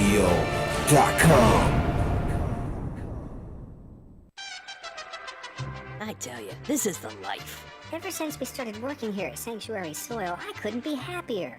It's nice to work at a place where they treat you like the artist that you are. Tell me about it. So many places just throw you in the dirt, feed you junk, and drip water on your head. Yeah, sounds more like torture than a job. And how do they expect you to do great things when they don't give you the right tools? I can't do it if you treat me like garbage. I hear ya. You give me the highest quality organic materials like woody biomass and grasses, put me in a healthy, clean environment, and I can practically poop gold. Not to mention alfalfa meal, arborist material. They even bathe us in a healthy biological tea full of enzymes and other good stuff.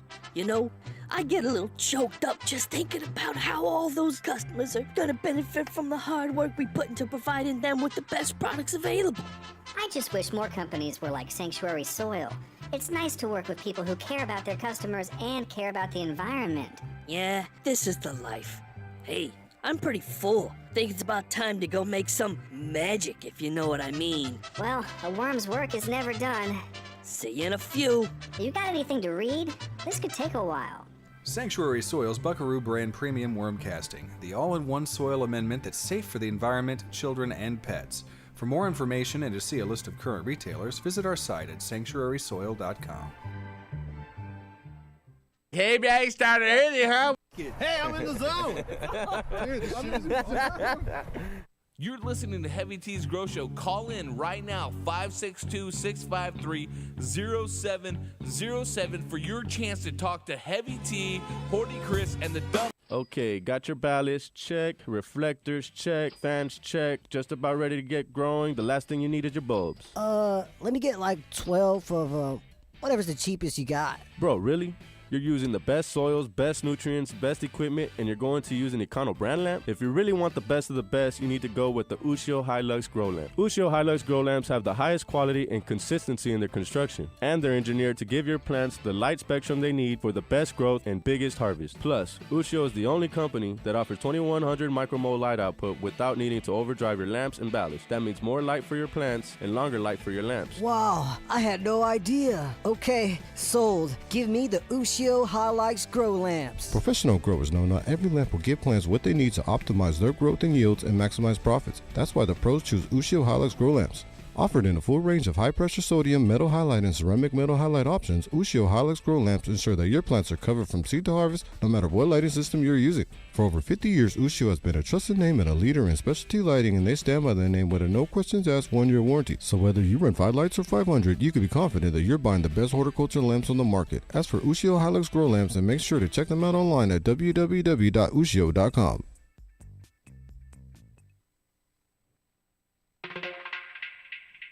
What is? Hey, are you a soil grower and tired of using salt and synthetic-based fertilizers and not getting the results that you wanted? Well, for hydroponics, those products work great. But in soil, they suck. All those feeding schedules are out of range for what we think is good for soil growers. Mission Fertilizer is a new product on the market that's specific to soil gardening. They have a grow, bloom, and boost. It's a super premium organic 1-part grow, 1-part bloom, and 1-part boost. It's a feeding program that can be used in bag soils like Ocean Forest and Happy Frog, Victory Mix, or Empire Builder, even Roots Organic, Royal Gold, and so forth. It can be used in any soil mix. Super simple to use, 1-part grow, 1-part bloom, and 1-part boost to get the most out of your garden. It's organic listed, pH stable, and safe to use with tap water. No need to ppm or EC or pH your tap water if you're mixing in Mission Fertilizer liquid. Go to missionfertilizer.com, grow the best, and see the proof is in the plants.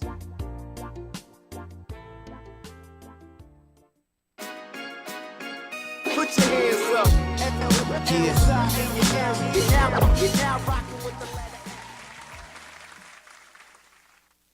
Hey, bro, your garden's looking sweet, man. What are you using? Yeah, man, I'm using a premium cocoa nutrient, Cocoa Tech A and B, man. It's an aggressive formula for increased yield during the flowering phase. Wow, so this is made specially for cocoa? You better believe it, man. It comes with easy-to-use 2-part formula. Formulated aggressive growth and superior blooms. Whoa, bro. Yeah, man. Tell 'em, Bob. This aggressive formula contains proprietary blends of calcium to ensure your plants thrive. Backed by years of research, Cocoa Tech Premium Cocoa Nutrients are specifically designed to support and enhance your cocoa core growing experience. Use Cocoa Tech Premium Nutrients with Cocoa Tech Premium Cocoa Core for optimum results. Yeah, man.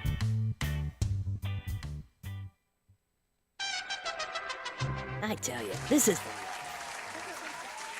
awesome.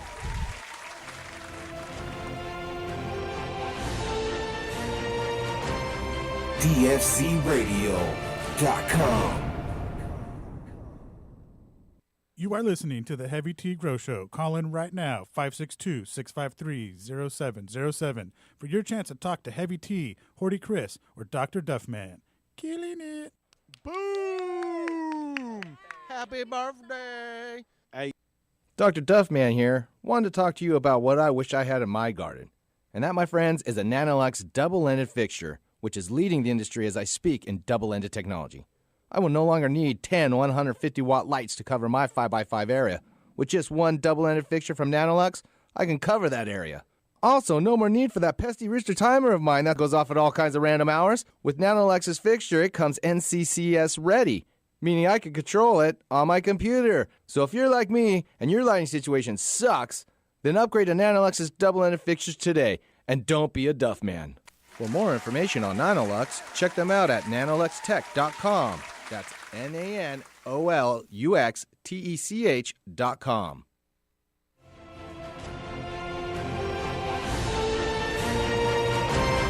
DFZRadio.com. She said she don't want them if they own her. She only want the nigga that don't want her. And nigga, you thirsty. You be all up in the ear, telling her the same shit she heard. Oh yeah, you thirsty. In the worst way, you thirsty. In the worst way, nigga, you thirsty. In the worst way, you be telling her the same shit she heard. Yeah. If you send your bitch my direction, I bet I won't give her no attention, no affection. Same old questions, nigga, you thirsty. Your mind on the pussy, in my mind where a purse be busy. Boy, I make the shit look easy. She know I don't want her for that very fact she need me. I'm easy.